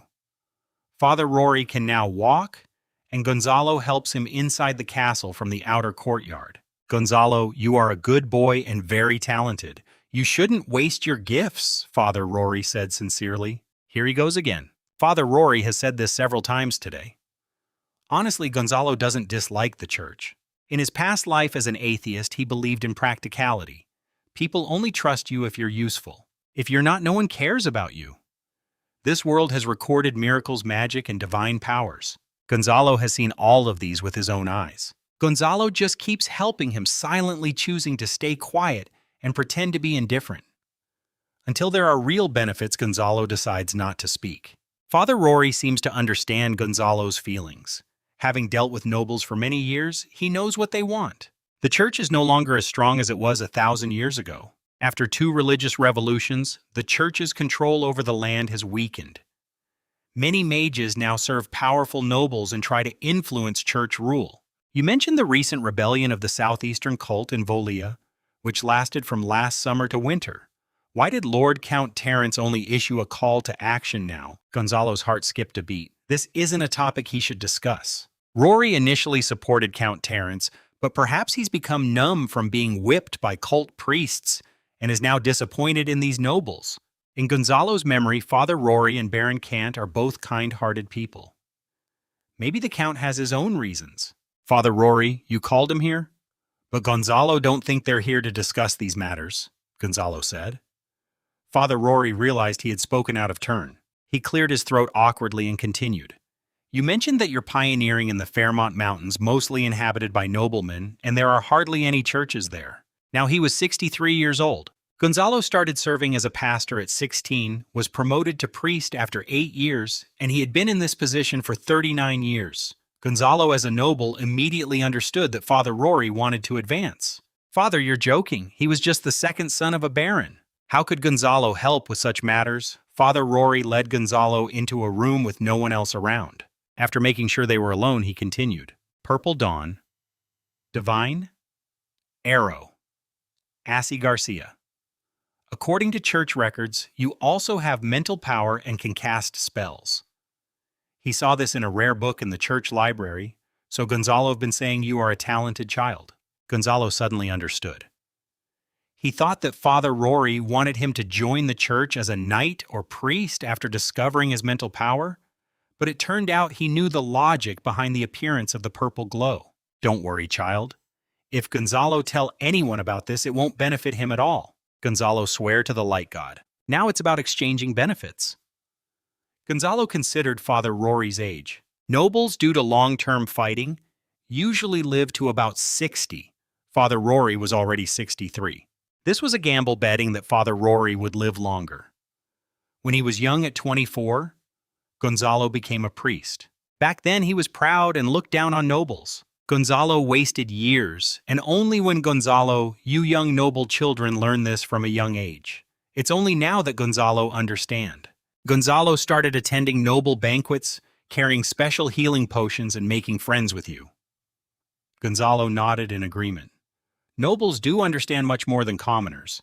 Many families have no inheritance and need to suffer through a lifetime of hardship to learn these lessons. But noble young men and women can read their ancestors' notes in the library for just one night and understand everything. Become his disciple and he would provide you with a knight and a priest. He would write to this church to seek a special position for you and teach you the healing skills. A knight? He was quite interested, especially since he had a status panel where he could see loyalty. A priest was even more useful. Healing magic and medical knowledge would be very helpful in the frontier territory. As for the church controlling the people, that is impossible. In this era, nobles are best at resisting the church. He had grown up under the influence of his father, Baron Raymond, learning how to negotiate with the church, escape control, and even oppose it. The kingdom's laws already state that nobles must protect the legitimacy of the light church in their territory. As long as they pay the tithes on time, they are fine. For example, Father Lori is now a mediator around the Baron's estate. If this were 1,000 years ago, disobedience would mean being burned at the stake, and there would be no need for such negotiations with nobles. Father, I agree, but I want to choose the person myself, Gonzalo said, after thinking, holding the priest's hand and nodding. Your choice is allowed, but there can only be one knight. Father Lori replied awkwardly. That day, the Light Church has no military power in most regions, except in the main cities of each province. This is the result of historical compromises. The Church's true strength lies with the Holy See. Gonzalo King Augustus of the Vala province, Father Lori hereby accept Gonzalo Garcia as his disciple. Child, swear to the light God. Gonzalo knelt on one knee facing the shrine and made a sincere vow. Gonzalo Garcia, in front of the Lord of Light and Father Lori, promised to follow the Benedictine rules. Mentor, under your guidance and authority, Gonzalo promised to study diligently and show respect. Gonzalo's Lord witnesses this. Amen. He placed his hands on the white crystal before the shrine and closed his eyes. In the darkness, a white glow formed tiny pearl-sized particles gathering in front of Gonzalo. They looked like little spirits dancing around him. Gradually, they began to sing like a choir in a church, their holy voices rising higher. The scene started to change. Images of the first pope, leading humans to fight against elves, the Virgin Mary, descending to comfort, and miracles of the Lord of Light, shining over the continent of Atlantis, ultimately driving the elves out. At this moment, the white crystal glow on Gonzalo's hands reached its limit, then suddenly disappeared. Very good, Gonzalo. Your talent surpasses even the proud students of the Holy Academy, said the voice. He looked at his status panel where his spirit had increased from 2.0 to 2.5 in a short time. Father Rory has started about divine magic, which includes healing and illumination spells. There are standard divine spells and light magic. During the Second Religious Reform, the Church stopped focusing only on divine magic. They also studied light magic and even fire spells. At that time, Pope Francis proposed a theory that gods also compete with each other. The Light Church believed that learning more divine spells would help the Lord of Light gain more power. This caused a big explosion in the Church. Assassinations plots and religious wars broke out across the continent of Atlantis, affecting all human nations. In the end, Pope Francis managed to win, but only through compromises with powerful nobles and within the Church itself. The Light Church officially recognized light, fire, and nature magic as lawful magic. However, dark magic, death spells, and blood magic were labeled as evil heresies. After the Second Religious Reform, the Light Church lost its former power and influence. Name trick. Level 1. Age 25. Bravery. 1. Knowledge. 6. Strategy. 0. Management. 1. Military 0. Spirit 0.6 traits. None. Favorability. 30. Name. Tal. Level 1. Age 8. Bravery 0.3. Knowledge 2. Strategy 0. Management 0. Military 0. Spirit 0.1 traits. None favorability 50. He looked at the priests in front of him. Their mental strength was very low. Rory father kept saying he had great talent. Take the 8-year-old page Tal, for example. The priest discovered him early and raised him in the church. After learning at the church and growing older, those with good talent were sent to the church court to study. When they became adults, they returned as church priests. All these people had mental talent of only 0.1. After their first blessing of light magic, it increased by 0.5. To be promoted from priest to priesthood, a second blessing of light magic would add 5 points. Based on Gonzalo's noble knowledge and the panel summary, mental strength can hardly grow through training except by blessings or magic potions used by mages. So an ordinary priest who receives the blessing of light has a mental 0.6 stat, while a normal priest who undergoes a second blessing of light has a mental 5.6 stat. Without any mental strength, there is no chance to receive blessings. Gonzalo, who traveled here, started with 2 points of mental strength. As the second son, Baron Raymond, had tested the talents of Gonzalo and his older brother Joey, nobles often choose to become clergy as well. When he was young, Gonzalo's test showed no talent for mental strength. Father Rory, who was very knowledgeable, explained over 10 possible reasons. Gonzalo nodded constantly, agreeing that he might be one of those cases. Gonzalo has already decided. He doesn't want the older ones, the very young, who don't even know magic, or those with low favorability. When talking to each priest, Gonzalo only asked one question. Are they willing to explore and expand the territory? It's simple. Forcing someone won't make them happy. No matter how talented he is, if they don't want to go, it won't help. Gonzalo doesn't have time to build loyalty with these people now. He has many other things to do. Arthur has red hair. The villagers, who are mostly serfs, often see him as different. In this era, red hair is often associated with demons. Even though he joined the church at age 8, he was mocked by the altar boys. The Lord of Light says everyone should be protected by the Lord, but Arthur knows that slaves are excluded. Even the popes of past generations have tolerated this. So Arthur, with his red hair, can only endure the mockery in silence. Arthur's talent is better than that of his peers. Some priests suggested he study at the church's academy, but he was afraid of being bullied and didn't dare go. He read many books and knew well the differences caused by social class.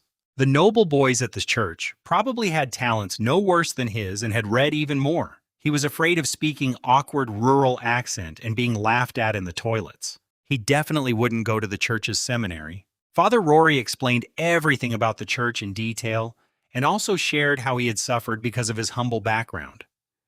This made Arthur even more determined to stay away. When he heard the noble boy say he wanted to explore and expand the territory, Arthur was tempted. He wanted to escape from here, from this hometown where he was often excluded. He imagined that someday the settlers would respectfully pastor Arthur instead of the red-haired devil. He felt both hope and fear. He knew from reading many books that the death rate for explorers and knights was very high. He was afraid he might die if he went. Deep inside, he was really timid, but he didn't show it outwardly. Finally, he could only place his hopes on Father Rory. Gonzalo heard that he plans to arrange a knight for Lord Gonzalo. Father Rory has been a priest for nearly 40 years and should consider things more carefully. Name Arthur. Level 1. Age 15 strength. 1.2 knowledge. 6 strategy. 1 management. 2 military. 0. Spirit. 0.7 traits. None loyalty 50. Gonzalo asked Arthur if he was willing to explore new lands. Arthur has already received the blessing of light. His initial spirit is 0.2 higher than most priests. Gonzalo chose him mainly because he is only 15 and in good health. Priests mainly use supportive magic and are not very good in combat, so his strength is only 1.2. The same goes for mages. Only noble families can afford to keep mages, and their role on the battlefield is mainly supportive. If priests and mages were truly strong fighters, human nobles would be mostly priests and mages, not knights. The main force on this battlefield is always knights. No other race has been able to resist a full-strength knight army. This is why humans can stand firm on the continent of Atlan. Unfortunately, there are too few knights. Gathering all the barons and above into one army is very difficult. Only in wars that threaten human survival might this be possible. The Vala region has about 50 Baron territories, assuming each family has 3 knights Baron heir family knight. That makes about 150 knights. A Viscount can support at least 10 knights and a count about 60, so the total number of knights in Vala is between 200 and 300.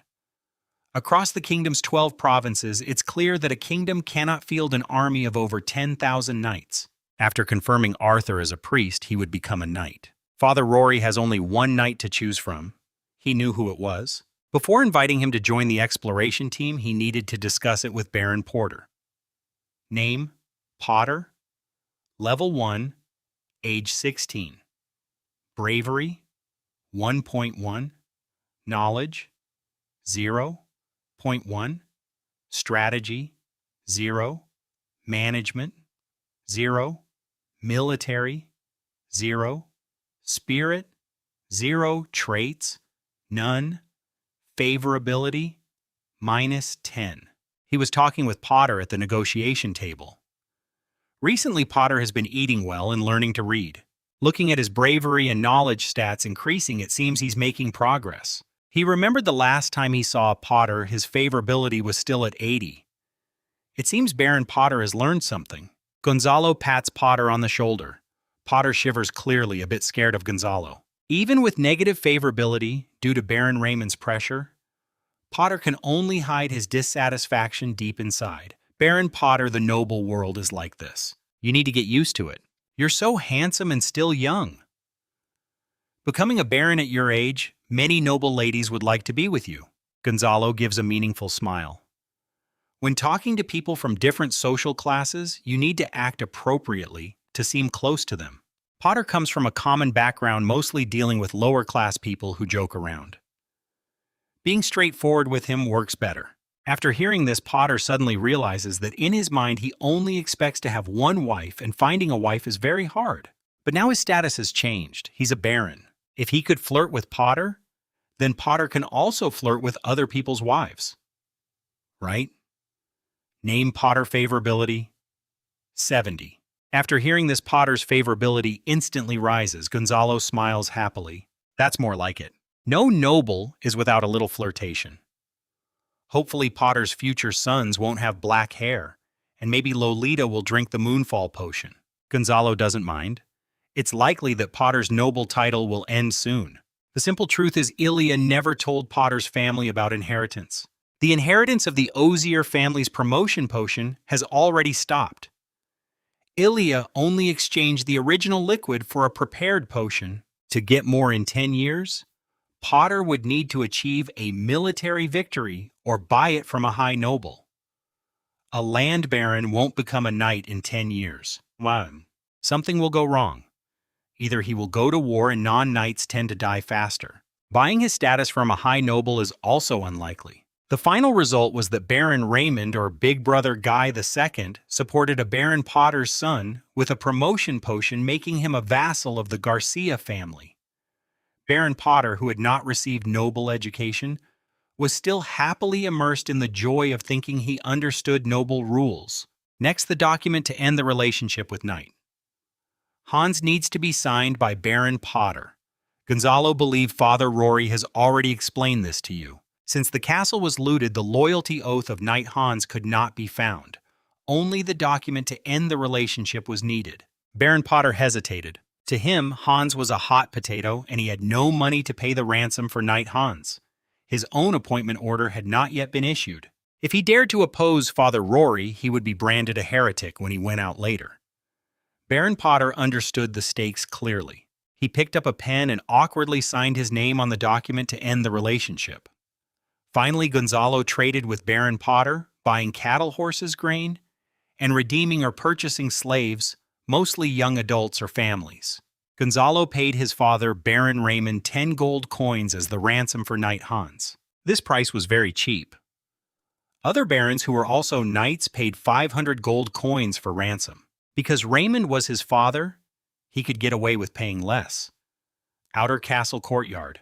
He looked at Knight Hans kneeling before him. Hans was dressed in plain gray linen with only a short sword at his waist, tied with a hemp rope. He no longer looked like the armored knight he once was. Hans insisted on swearing loyalty because he had punished Elias the Beast as he deserved. Previously, he had sworn loyalty to the Osier family, not the regicide.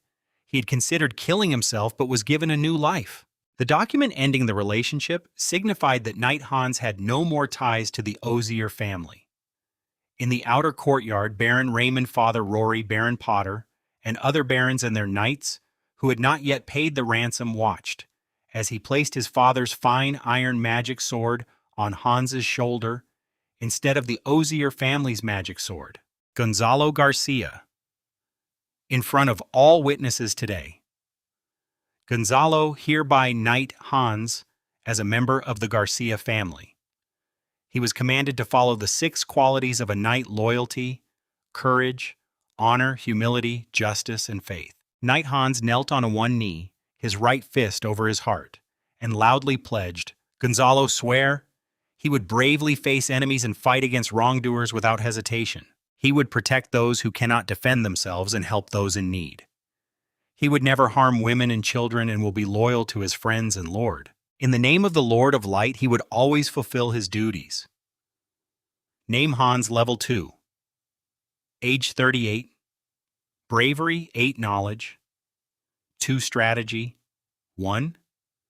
Management 2. Military 5. Spirit 0. Traits none. Loyalty 100. His original goodwill of 30 has now become loyalty at 100. At that moment, a messenger rider entered the outer courtyard and handed a letter to Baron Raymond. Among the nobles watching, there was a wax seal with the Feld family crest belonging to Count Terence, the governor of Valon province. Baron Raymond opened the letter. It is hereby appointed that Baron Raymond Garcia is to be the commander of the northwest garrison of Valon province, responsible for regional security, capturing heretics, bandits, and unruly civilians to maintain stability.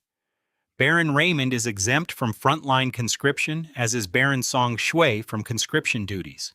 In case of large-scale heretic activity, Baron Raymond must cooperate with Nathaniel Boone, the commander of the western garrison, and Ethan Crawford, the northern garrison commander, to fulfill enemy duties. All other lords and barons must deploy no fewer than 300 troops immediately to support the front lines. Governor of Valon Province, Count Terence Field. After reading the letter aloud, everyone was stunned. Baron Enzo loudly scolded, "The marriage between Nathaniel Boone's family and Count Terence's son and the Boone family is related to Count Terence through his maternal line. Heretics have been spreading in the southeast since summer. Count Terence only issued the call for troops at the end of winter, and it's now spring here. This clearly is a tactic to drain the southeastern nobles and the church." "Baron Enzo, speak carefully," Baron Raymond said seriously, knowing that Father Rory was watching nearby.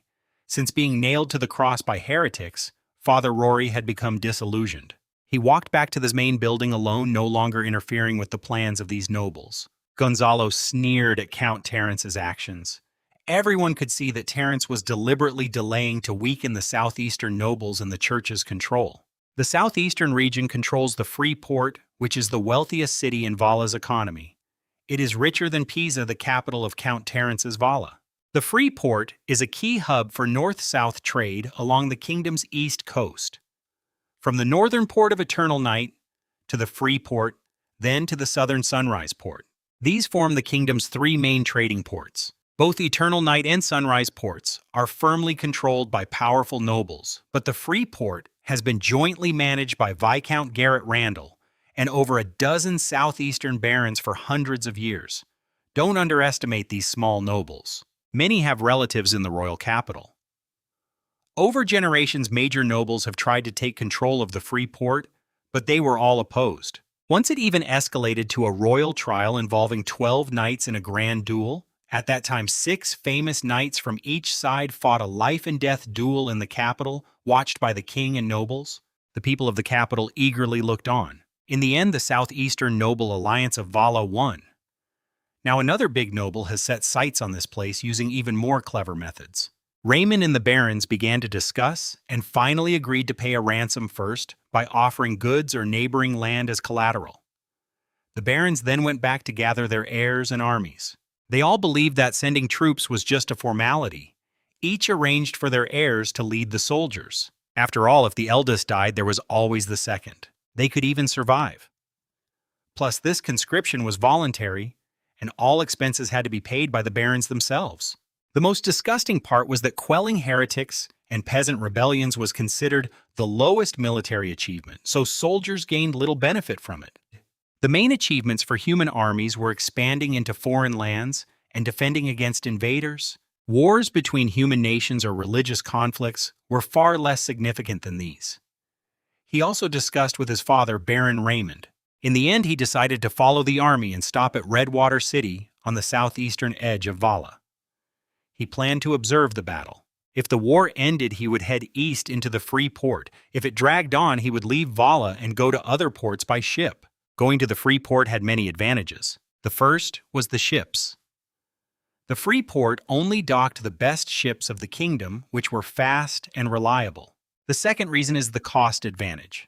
Before setting sail, Gonzalo needs to buy supplies. Since free port trade is well developed here, buying goods is much cheaper. The third reason is relationships. If there is no war, Valen and nearby provinces gather here, making it easy to meet nobles or fellow explorers from the same region. They can build connections, look out for each other on the road, and potentially develop trade between territories in the future. As for earning military honors on the front lines, that's a joke. Gonzalo's family wealth can't handle such risks. With the exemption decree in hand, no one can forcibly conscript Gonzalo. The nobles of the southeastern provinces and Count Trenz have their own troubles. Gonzalo has nothing to do with their disputes. Soon the barons began to mobilize their armies. The quality of these troops was quite varied. Most were slaves or old and young farmers. Unless noble knights led the army, these barons even considered sending their younger sons who hadn't been promoted yet. Family knights would lead the troops. Most of these armed farmers carried farming tools and grass spears. Only about 20 soldiers acted as protectors for the family heir, and they were the real core of the army. Even Baron Enzo was unwilling to provide grass spears. He tried to imitate Gonzalo's explorers by sharpening cedar sticks into spears, but he didn't learn the key skill. No charcoal roasting. Baron Kent, son of Baron Kent, had to lead personally. His father had died. His sister was married and the family was struggling. Only he could support the family. Luckily, he already had children. So as long as a true heir existed, the family wouldn't fall apart. Baron Raymond had already returned to Brighton territory to start a new round of troop deployment. The garrison's main job was to maintain regional stability. Unlike regular army's troop arrangements needed adjustments. Big Brother Guy II was already married and had children. He was the second heir of Brighton territory, responsible for protecting the family legacy. Father Rory was busy writing 2 letters, one to the Bishop of Valon and one to the church. After finishing, he would continue to judge heretics. He was not in a hurry. He planned to trade slaves and supplies with Porter first. Once everything was organized, he could set out. Gonzalo arrived at the camp with Pastor Arthur and Knight Hans. First, they assigned the 200 farmers and slaves they brought into the exploration team. Among the new 200 people, the healthy young men were selected and assigned to join the team of 15 knights attendants, including Lael Jorik, and others forming a combat unit of 300 soldiers. 10 of the team leaders who had previously been in charge were promoted to be captains and reorganized into a reserve force of 200 people. Most of these were women and skilled workers such as Jorik's second brother John and Lael's wife Amy. This reserve force also trained in formation and discipline, but if war came, they would stand further back in battle. Knight Hans was appointed as the leader of the combat unit. As a knight who had fought on the battlefield and managed a manor for the Baron, he knew much more about fighting than Gonzalo. The total number of settlers reached 500. Pastor Arthur, being the second most knowledgeable person among the settlers, also played an important role. When a serf was crying out in stomach pain, Pastor Arthur's skills showed. After examining the serf, he quickly concluded it was caused by eating raw meat and parasites. He prepared a medicinal brew for the serf to drink. The serf was initially afraid of the red-haired pastor, thinking he was a devil sent to take their soul. But finally the captain explained, "That's Gonzalo's order." And the serf drank the medicine. Compared to Demon's Lord, he was generous and gave meat to the people. This made Gonzalo realize a problem. He had told the settlers not to drink unboiled water, and they followed this rule. But when he gave them meat, they didn't think to cook it first and ate it raw out of greed. So Gonzalo wrote down 6 rules for daily life. 1. Water must come from a living source like a river or stream. 2. No urinating or defecating anywhere. Each camp must have a designated place. 3. If feeling unwell, go immediately to Pastor Arthur. 4. Wash hands, face, hair, and private areas regularly. He did not recommend full body washing to avoid colds. 5. Do not eat or drink any raw food, including water, meat, or vegetables. 6. Sleep near the campfire at night to stay warm and avoid getting cold. Gonzalo, Hans, Little Martin, and Arthur the Four, who could read and write, began teaching the captains how to read and write. To help the settlers remember these rules, he also created a simple game. The settlers on the ground used branches to learn 10 characters every day. Approximately Locke is semi-literate and responsible for supervision. Whoever finishes the task the fastest will receive a pound of meat. This game is played once each morning and afternoon. In the early morning inside the camp tent, 2 servants are already packing their belongings. They are the sons of the Garcia family servants named Sayas and Barry, who have also come along. Their loyalty is naturally high. They usually have many tasks for Gonzalo, such as doing laundry, cooking, setting up tents, arranging tables and beds, learning writing, helping organize information, and passing messages. In a past life as a leader, he had 3 male secretaries. He knew how important secretaries are. Gonzalo has been training these people as semi-secretaries. In this era, their roles are more like housekeepers and clerks. Gonzalo sits in a chair holding a piece of paper, looking at the dense writing in front of him. It contains the information about the settlers compiled by Little Martin. Name John. Gender male, age 20. Skills carpentry, bargaining running. Name Shack, gender male, age 34. Skills blacksmith, bragging, heavy drinking, strong. Name Alan, gender female, age 17. Skills mushroom picking, farming. Among the settlers, many women are skilled in making ropes and sewing clothes. 2 carpenters, 1 stonemason, and 1 tanner were all bought from Baron Porter. There is also a blacksmith. John brought him from the city. This blacksmith was expelled from the smithy because of drinking issues. Later, he became friends with John and was brought along. This kind of blacksmith is paid a proper salary. There is also a barber named Joppus who was captured as a cultist. After Father Rory judged him, he believed Joppus was coerced into joining the cult. When he learned Joppus was a barber, he asked Gonzalo if he wanted him. He saw that Joppus' favorability was still 20, so he took him. After Gonzalo's heart-to-heart talk and integrating into the group, his loyalty increased to 60. In this era, barbers are not just for cutting hair. They also perform surgeries. Some wounds that Pastor Arthur cannot treat, especially arrow wounds, are handled only by Joppus the barber. Baron Raymond only gave Gonzalo apprentices, but those Gonzalo recruited were truly skilled craftsmen. Baron Raymond wouldn't send real artisans to the frontier. Gonzalo stepped out of the tent and saw that the campfire outside had already gone out. The tents were packed onto ox carts. Everyone in the camp was carrying their belongings, holding hands, and looking at Gonzalo with hope for the future. Finally, Little Martin approached Gonzalo and loudly announced, "Report! Young Master Gonzalo, the exploration team has a total of 516 people, 22 horses, 1 wagon, and 3 ox carts." Gonzalo didn't buy many oxen because they moved too slowly. If they encountered rebel cultists or bandits, at least they could run away. The carts could be abandoned if needed. These oxen were for eating on the way. When they reached Sunrise Harbor, they planned to buy more animals. South of here, cattle are cheaper, and it would be great to buy water buffaloes that can plow fields. The wagon was for when he was tired of riding. So far, he had no plans to become a laborer or a blacksmith. After all, he was still a noble at heart. Gonzalo mounted his horse and spoke loudly. No matter where you come from, what your status is, or what hardships and unfairness you've experienced starting today, you are no longer knights and servants, serfs and slaves, or craftsmen and workers.